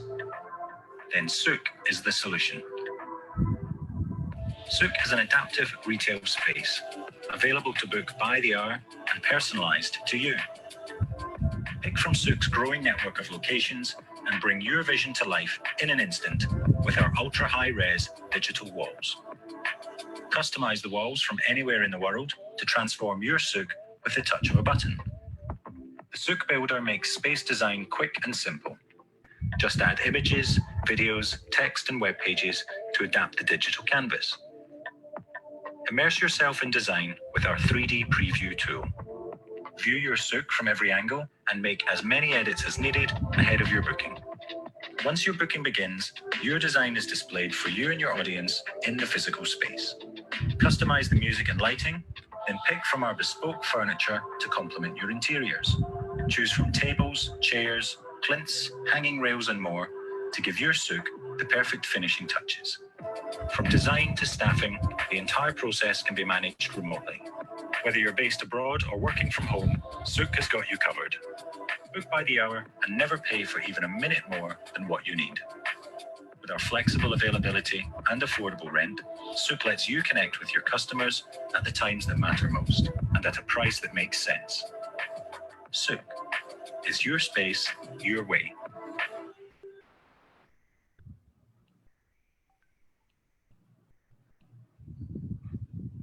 I don't know. What do you think of it? Good. Is something new. I mean, yes, it is. My, totally new. It's never been done before. Yeah, the thing is, why it has not come to Southeast Asia yet? It's because it just started. Frankly, it just started in UK 2 months ago. Oh, okay, that's good. That's why we are working with them. We are working with Souk. This is a startup that we work with in UK. We managed to get connected with them, and because we are digital signage people, we have content management people, so they were looking for us to bring this concept over to Asia. But Suki, I thought that now a lot of people actually goes to shop here. They go shopping, but at the end of the day, they go. I mean, they go to shop to look at the product, but then they go back home and go internet and see whether they can get the same product at a cheaper cost. Again, isn't it that that is happening nowadays? No doubt. Like I say, adaptive retail space is good for the Lazada people, good for the Q10 people who have product to sell, to build their client base. Again, I say retail store is so important in retail because it legitimizes their presence. Why? Like I say again, why Apple don't sell very much on the online store? Why Apple built big branded stores is because when people goes to these spaces, it's legit. You know, you can actually feel it. You can actually touch it, test it. Again, when you apply this to Lazada sellers, they have so many people selling the same thing. Maybe you have a new product, but you do not have you do not have a brick and mortar store. What we can do, they can go to these adaptive retail spaces, rent for 4 hours or rent for 2 hours, right? On a certain date. Before the date comes, they do a mass social media marketing strategy, telling everybody of their client who's buying with them, because they have all this database, right? Hey, I have a new product that I want to show you physically. Please come to this place on a certain date, on a certain time. What they do before the day come, they get it ready. They have everything store line up with all the pictures to sell, to wow their customers. 4 hours, all their client will come, touch. Oh yeah, best, good, nice. I want to buy from you. Then they get legitimate. And during that time, you do your social media marketing. take video of people coming to see your product, put it up in the Facebook, put it up on Instagram, and let it crawl. Then your product will be different from people selling from in Lazada. You have that product have legitimacy. That's I'm not a digital guy.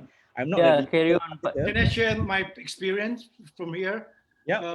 To answer the question is, I think different industry, different business, I think will have different data on who prefer online or who prefer offline. From my point of view, from my experience, retailing in fashion design, clothing, make no mistake, people who are prefer to buying from the shop, from offline, still there, Yes. still there. But what I'm saying is, little by little, there will be people who doesn't have time. They prefer to shop from home. Then online will be the big role. And what I'm saying is, people who come and shop at the shop, sometimes they know our product is newly launched. They don't have time to go to the shop. They hurry up and shop from the online. So I still think offline, even though I start to focus display or decorate more, I also think that we have to invest more on online also. Uh, I like to share what I'm doing in online is I create a website where to do what we call promoting new design or new products. But again, in terms of shopping, I use the more professional website such as Lazada. I sell from Lazada. Lazada is 90% from online, the whole online. Even though I have some sale from Facebook, where people like to come and what we call do the question, ask the question and all that. Some people still doesn't like online like Lazada, where they cannot interact with the salesperson. So this kind of different type of customer, we have to have different approach, different kind of platform for them. So this is what I like to share my experience. Thank you. Thank you. That's where actually, as a retailer or as a business person, we must be able to look where our customer is, who is our customer, what is the type of buying, what they call is pattern they have, and that's where you can properly then target your customer, that you can get more sales, right? If you are only targeting the online, but you're forgetting 30 to 40% of your customers is actually offline, then you lose 40% of the customers. So to get as many customers, then you have to look different strategies of how you do get it, how do you get them online, and how do you get them offline. At the same time, I like to add how you get your offline to go online and how you get your online to go offline. Only if you can integrate them, exchange them, I think then you have a very strong customer base that they will always be with you to buy things from you. Okay. Right. Mr. Suki. Yeah. May I get a new person to introduce themselves? Sure. Yeah, okay. Thank you. I'm okay. But you are okay. No problem, no problem. No problem. We have a lot of time anyway, so I'm afraid that the other guy we have here, his name spelled like Paris. However, I believe it's not Paris. It's probably Paris. Please introduce yourself, Mr. Paris or Paris. Not Pasir Ris, okay lah. Hi, Assalamualaikum. Waalaikumsalam. Sorry. How are you guys? Okay, it's okay. You can call me Paris, whatsoever. But is that how your name spelled in your ID? Yes. It's supposed to be Paris. Oh yeah. some nurse error during both time. Maybe they are fan of Paris Hilton. So we become Paris. I can call me that. So I'm from Singapore. I'm the founder of Green Solution. So what we did, we do construction business actually, majoring in electrical. We do repair, installation. So as you know, right now, the current market, the current pandemic doesn't help us in any ways. All the work stop. If you want to work, you have to get approval from MPI. I mean, there's a lot of procedure. So actually, I'm stuck. There's not much that we can do in Singapore actually. So what I did, I venture out. I find another solution to get the funds going, to pay my staff. Currently, I'm bringing product from Malaysia. It's a raw material. It's a environmental friendly cleaning products. We call it Dr. Clean. So we focus on heavy industries and household. It's already in Singapore, but we are doing some small marketing here and there. We want to see whether this will work. Previously, I'm in the shipyard industry, so I see that there's a need. You see, when they do cleaning of the engines, they use all the harmful, hazardous material, chemicals, and they throw it into the sea. It's either they throw it into the sea or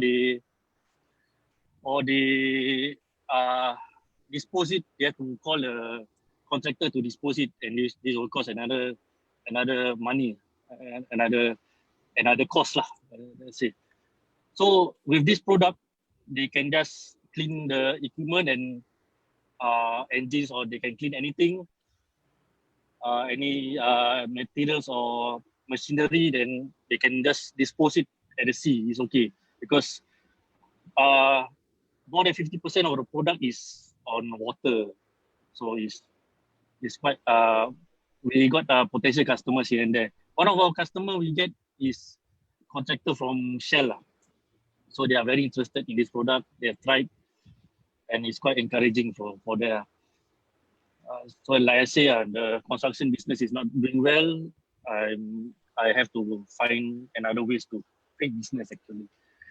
So my second project, also concurrently with the COVID-19, I make a manpower acquisition app. Okay, so this app is more on, as you know, gig economy right now is on the rise. Everything is on demand delivery, on demand, say Food Panda, on demand, Grab, on demand.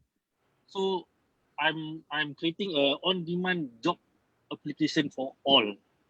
It's in the pipeline actually. So is somewhere going to launch soon. So this COVID may be a good start because a lot of people are retrenched. They don't have any jobs.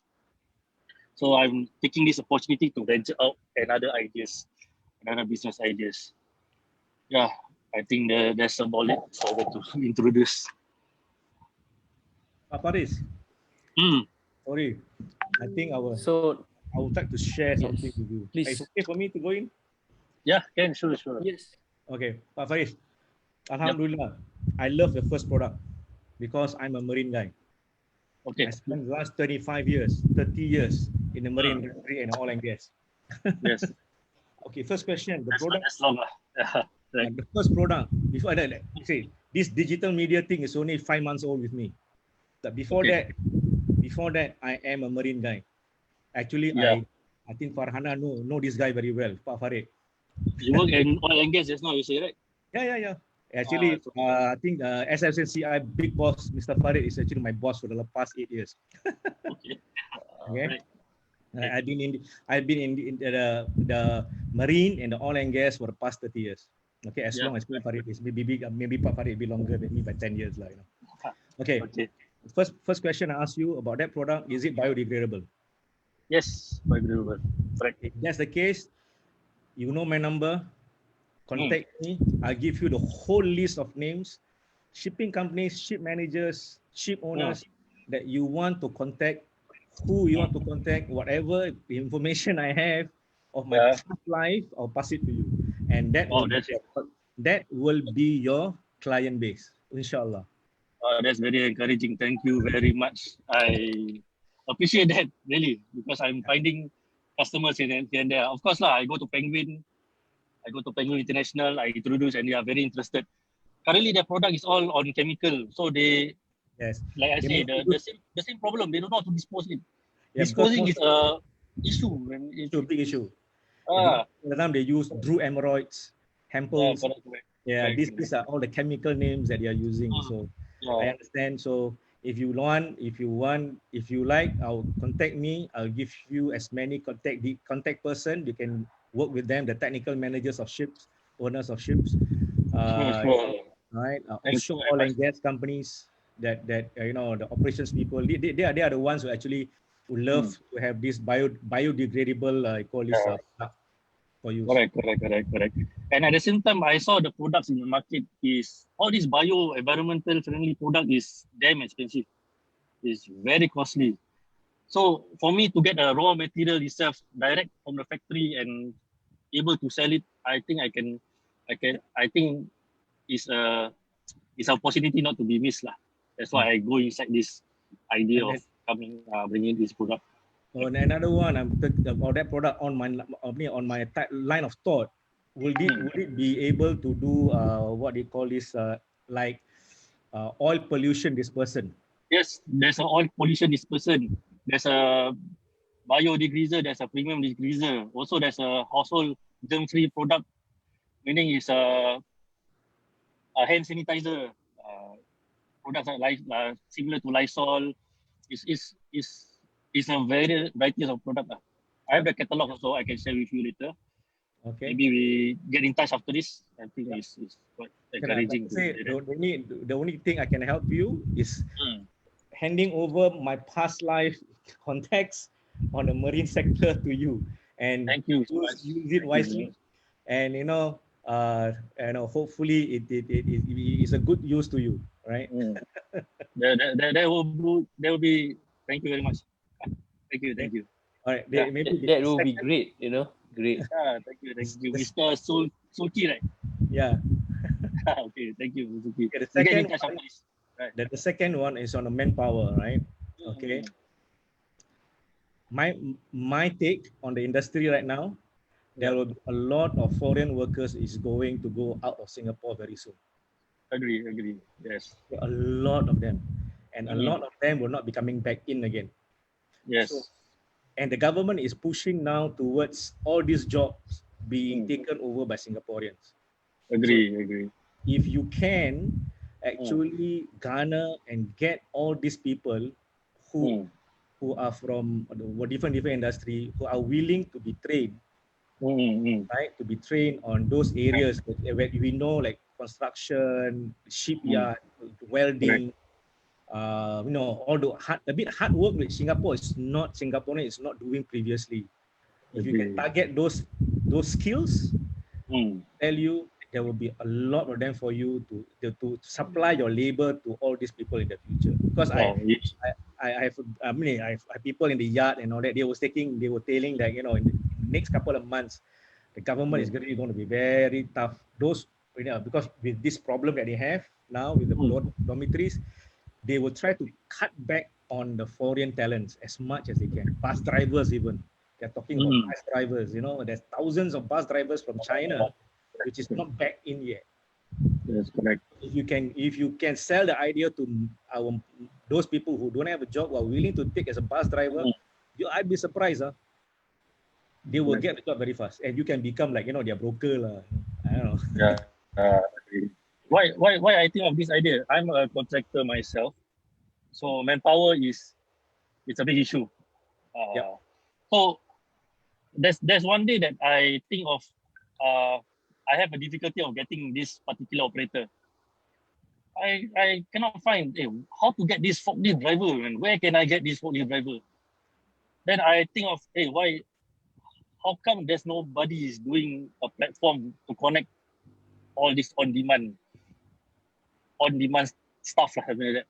So I'm thinking how to generate these ideas. Then it becomes stagnant for a while until this COVID-19 come in. I'm thinking of how to bring another business model to my current model, which is not working.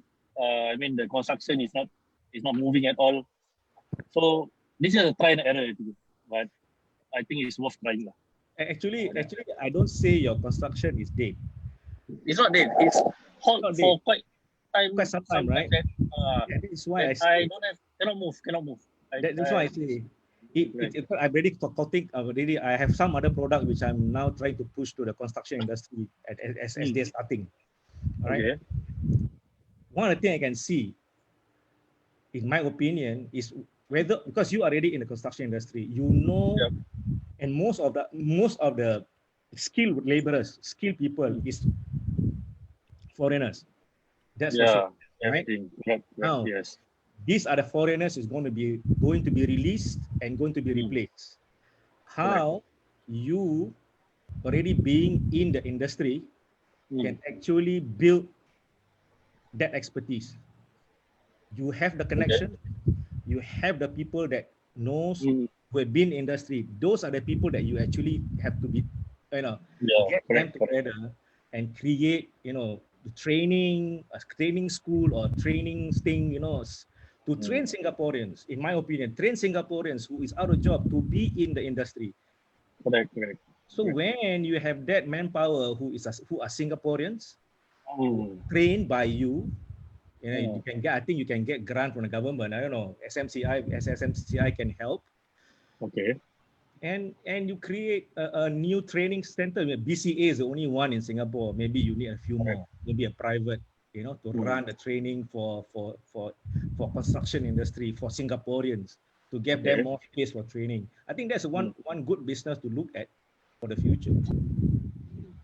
Yeah, that is something that I can think about for the future. For the okay, last one. Sorry, last one. I have to say it out. Okay, one industry I'm looking at right now is a drone. Is a drone industry.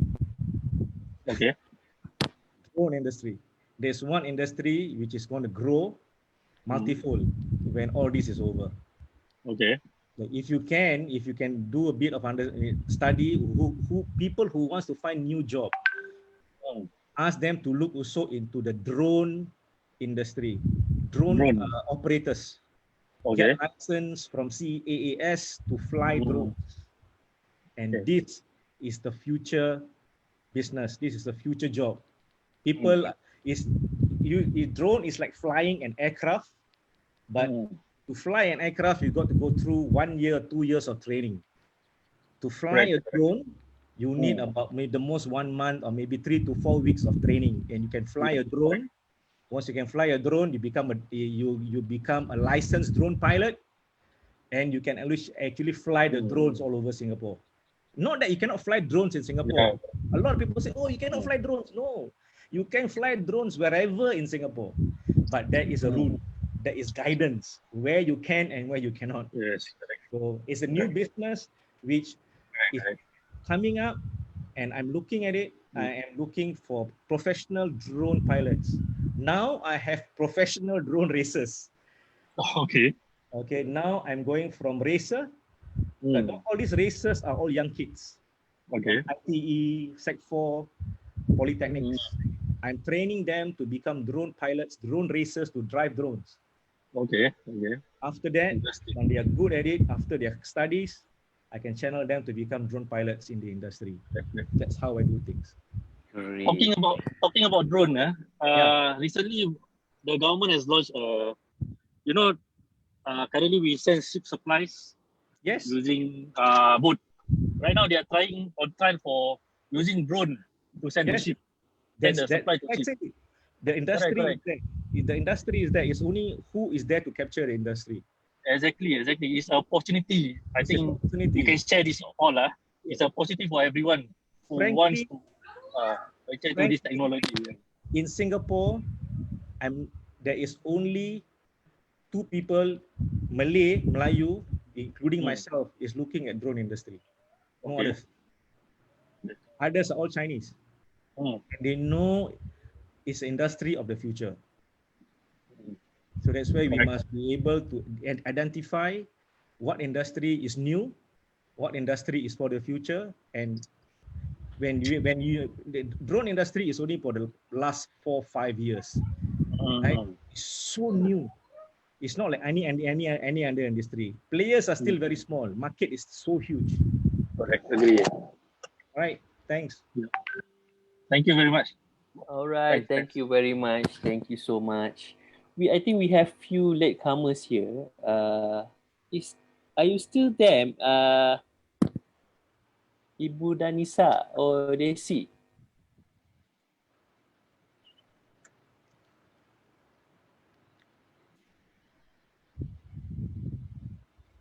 Okay, never mind. Okay. Before I forget to introduce. Yes. Okay. You're there. All right. It's alive. Yes. Sorry. Maybe you can share what you just posted in our WhatsApp group. Oh, that's my second job. Yes. Second. I'm also the staff of Tanjung Pinang Tourism city. I promote the virtual tour Penyengat Island, a small city in front of Tanjung Pinang city, Indonesia, Riau Islands. Okay, that's good. The Penyengat Island, Penyengat City. Yeah. Yes. Penyengat Island. Okay. So apparently they are giving some sort like Zoom tour, so we can actually go tour using Zoom apps. So it's more safer. But yes, it will be a good new experience, right? Actually, it's for preparation of the new normal era. Some of our tourism worker cannot get anything payment in the COVID era. So we're preparing about still promoting the tourism by virtual tour like that. Great. And I'll also selling the local merchandise in the virtual tour. Interesting. That's all. Itu aja. But my own product is fish roll, the fish made rolling with what we call spring roll, rolling with spring roll, and me and my husband is preparing to build a Malay restaurant near my house. Actually, many things to do, and I hope can promote in a Zoom with Torch and the people in here in the group. So you all after this COVID is the end in the world can go to my restaurant. The concept is like village and Malay traditional.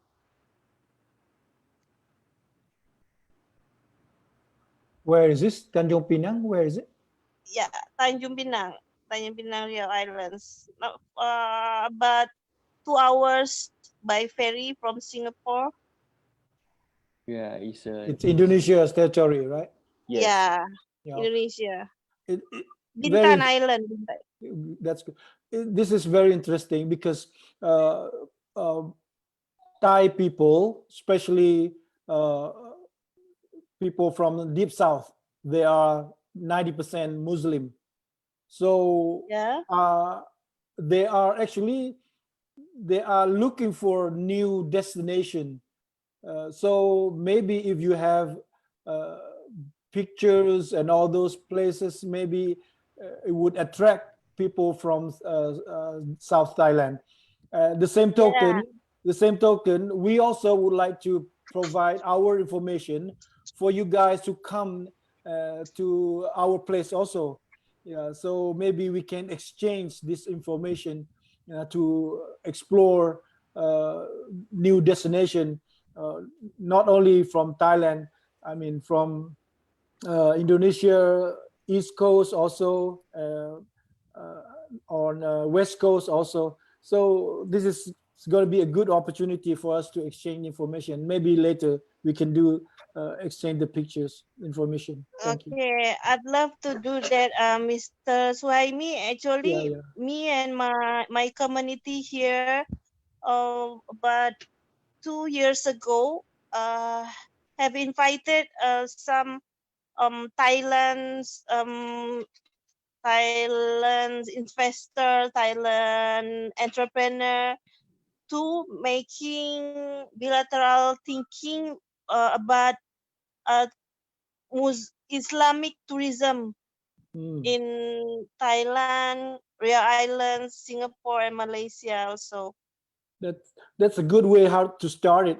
We start with tourism. Later on, I think when we become familiar with the place, there will be more opportunity to explore. The same token here in Southern Thailand also, there are so many opportunities. Mr. Zaha, Mr. Siraj, and so many Malaysian people come to Narathiwat. They know there are so many opportunities. So, and also I would like to invite you all from Singapore and from Indonesia in this Zoom meeting networking. Yeah, thank you, Mr. Suhaimi. I thought you later and may I send you some a catalog or any information about. Yes, please do through WhatsApp. We can do through WhatsApp also. Okay. Great, Thank great. you, Bang Zaha. Thank you. Thank you so much. By Yes. tourism, actually, we can do many things. Open the gate of many opportunity of business. Yes, definitely. Thank you, Desi. All right. Final, not really final. I almost forgot that we have a friend from SMCCI who are always with us with almost every week. So it's unfair for me to let her introduce her role in SMCCI. Please, Fahana, introduce yourself. Hi, Assalamualaikum everyone. Waalaikumsalam. Thank you, Zaha, for doing short introduction about myself. So basically, I actually joined this Zoom networking ever since the second session. So apparently, Torch is one of our internationalization program partner. That's why I'm here to support them and also to ensure that everything is in order in the program. How is it done? All this. I mean, moving forward, I mean, I'm in charge of the internationalization programs in SMCCI. So basically, my job is to assist in any business mission, deal hunter program, cross-border networking, such as what we are having right now in Zoom. I mean, before this pandemic, actually, we have cross-border networking whereby we have overseas delegates coming to SMCCI to network with our members itself. So it's more to face-to-face. So I mean, since now the pandemic, more or less it encouraged every one of us to go online to meet with people. Not only like, I mean, I have this perspective that internationalization doesn't mean that you have to go overseas physically, but you can also go overseas. I mean, you can actually interact with people from overseas right in your own local country itself.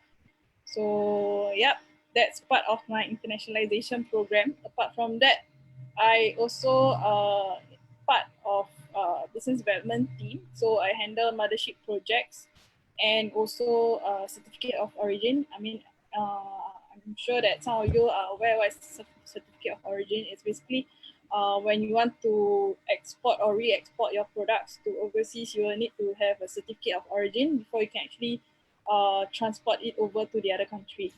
So that's for that. And last but not least, at SMCCI, I mean, every week I've been promoting that we have this international membership, which is free for the first year. So, I mean, since it's free, why not just join us and be part of the SMCCI membership, where you can actually get to network with more of our members, and possibly there will be collaboration between SMCCI members and yourself. Yeah, that's all. Yes, thank you, Fana. Thank you for your introduction. Yes, indeed, Mr. Suhaimi, we are supposed to register for you and the rest of the TMTA members. Please remind Mr. Marut Faisal that TMTA own a lot of members to join SMCCI international members. Please do sign me in. And also, I can't wait to see you guys. I like to fly straight from KB to Singapore. Once our epidemic, inshallah, we will meet you personally there. Yes. We bring all the delegation to Singapore. So I also, the same token, I would like to invite Nur Faha, Khairuddin, Mr. Sheikh, all of you lah, Syukin, semua Nick, semua come to visit. I'll go personally to fetch you guys from Kota Baru. We have direct flight. I still have direct flight from Singapore to KB, Mr. Zah? I'm not sure now, but they should. Yeah. Yeah, hopefully when border open, I will be the first person to reach to Singapore. I can't wait to see you guys. Thank you so much for these opportunities. Thank you, Mr. Paramat. Just a quick one for Miss Nur Fahana. Hopefully, SMCCI does not stop this Zoom event and everything is lifted. I think last time we never do this, but if we should not be stopping doing this on a regular basis, even and everything is lifted. I think this is the best and the quickest way to actually connect before we actually fly or before we actually physically be on the other side to meet these partners. I think this should be brought up to the SMCCI. Please don't like one day, everything is done, okay, close all this, what they call this Zoom networking. I think it should be, done every week, even though it's up. First day I joined this meeting, I still don't see the opportunity, but I joined this Zoom networking, start from the beginning. Day by day, I start listening to you guys.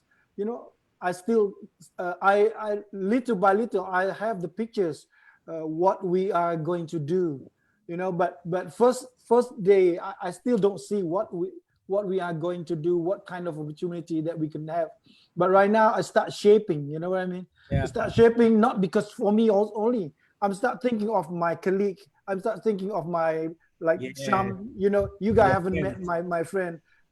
Siraj been to his factory. He's doing, what we call agro industry, frozen fruit and all this. So I start to think there are so many things that can connect to our colleague here in Narathiwat.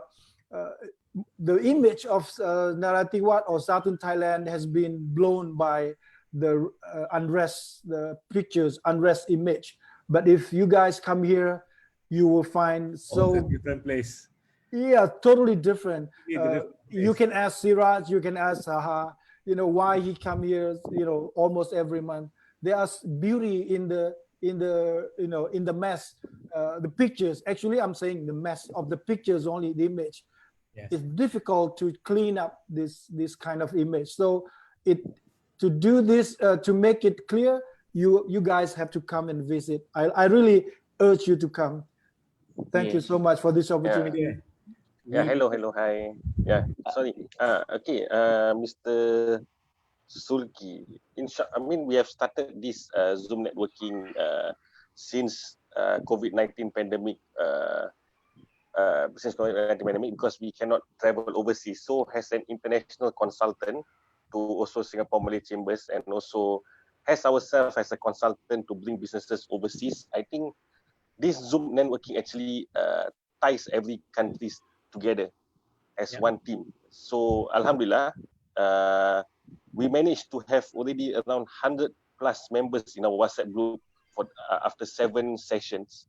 So every session there is new topics that we bring up to discuss, and so you see that there's an opportunity between you and Paris to work together. Mr. Panumat have a lot of opportunities in Naratiwat. So I mean, we will not stop this Zoom network, and hopefully after the COVID-19 we will still continue lah. So no worries. Yes. Get the connection here first. Get Yeah. to know. Yes. Then you go there to really seal the deal. I think, and really build that relationship further. I think that's what that's so beautiful about this now. You know? Yes, very beautiful. So when we go to Naratiwat, we are already comfortable with Mr. Swaimi already. So when we meet him, we can straight away discuss about business already. Exactly, straightforward. I have a friend in Yaring actually. I have a friend in Yaring. Maybe you from Naratiwat, you can go up to Yaring. The only different about meeting in person than doing this Zoom, Skype, Google Hangout. The only thing that makes it different is that the coffee and also the food. And also the goreng pisang maybe. Yes. Exactly. Chai goreng pisang with the bijan. Yes. When we are going to Naratiwat, we are going to go there not for business. I can tell you, definitely it's not going to be for business. It will be for food fiesta. Trust me. Seriously, I miss that. I miss going down to the market on the streets of Songkla, streets of Hat Yai, just to buy my breakfast.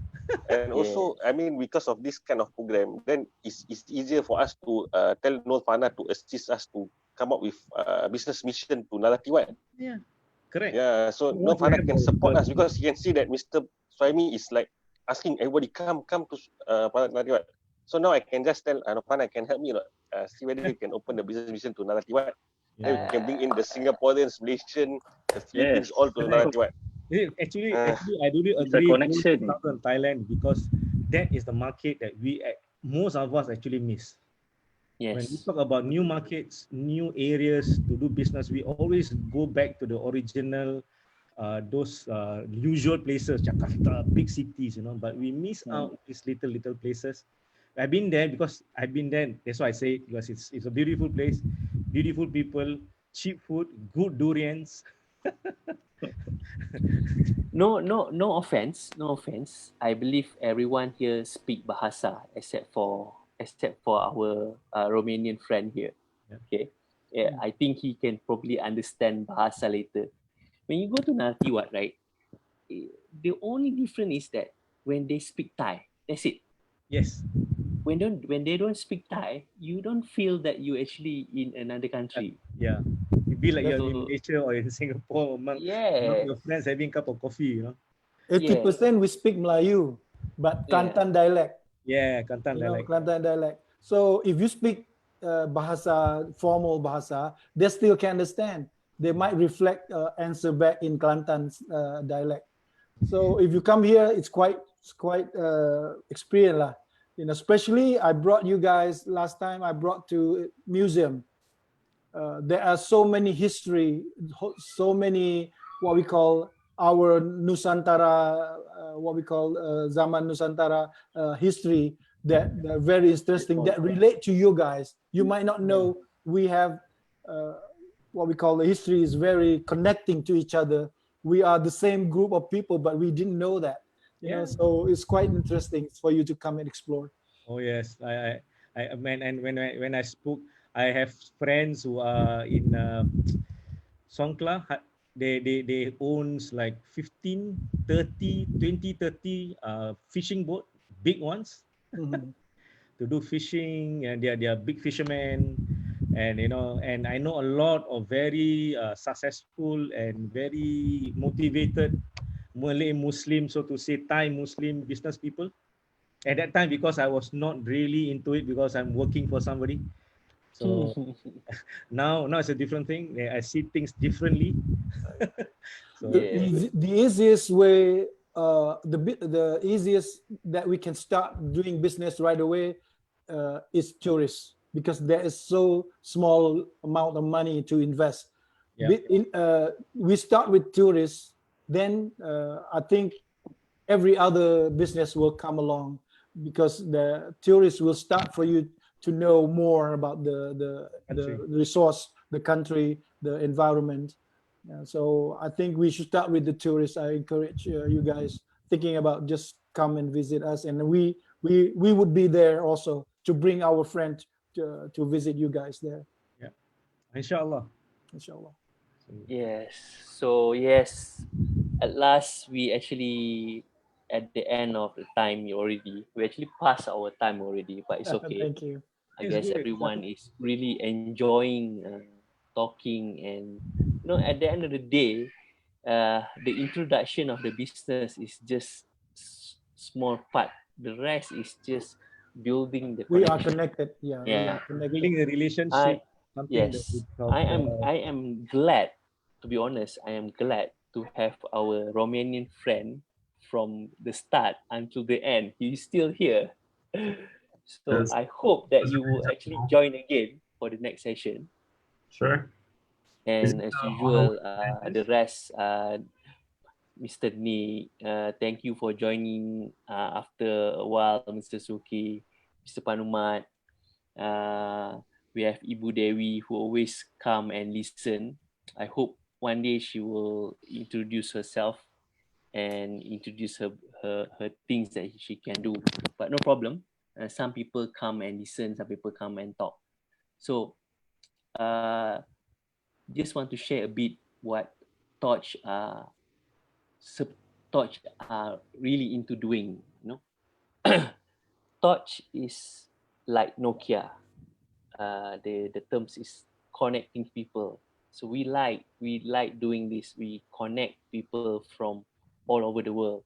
However, yes, we are focusing with Malaysia, Singapore, Indonesia, Thailand, and Philippines.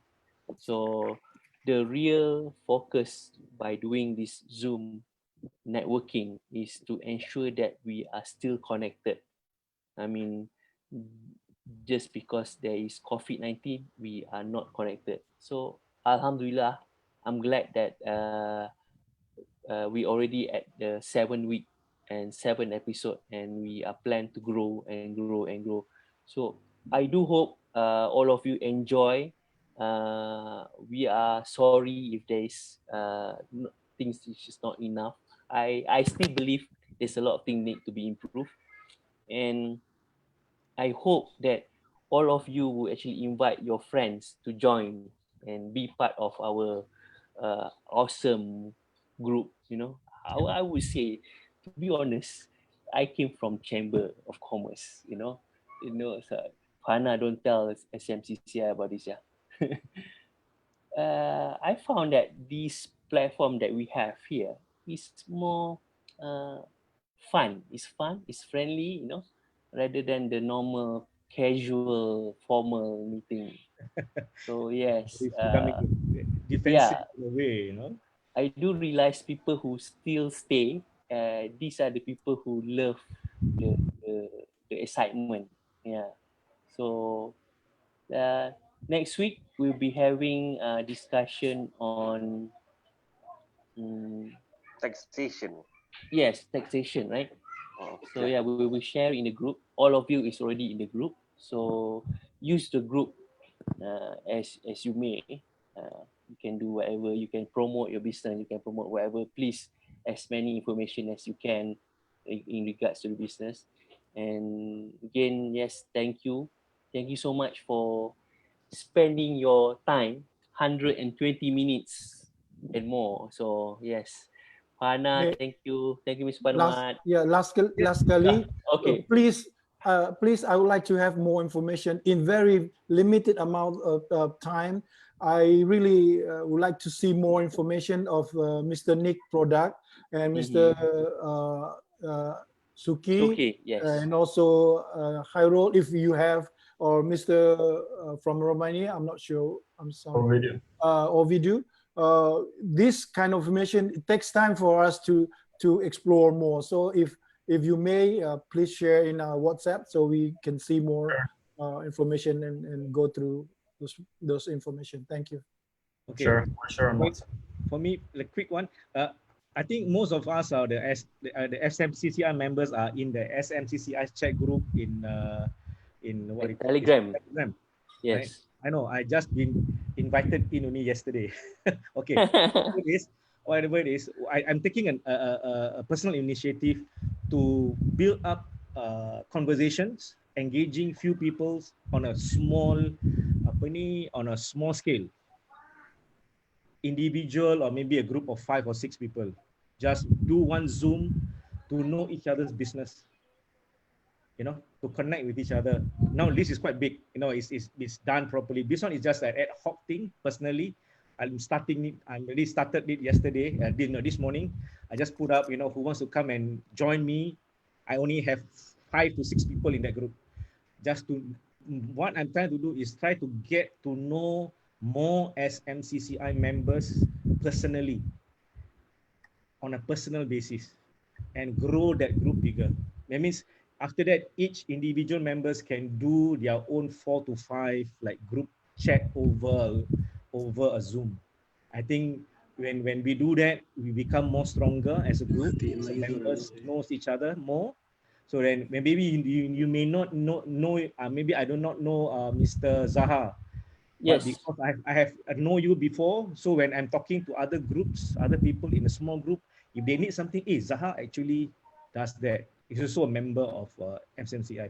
I think that is what I'm trying to build, and hopefully, if you see that invitation on Zoom, on what they call this, my invitation on the Telegram, please do respond if you want to be part of it, lah.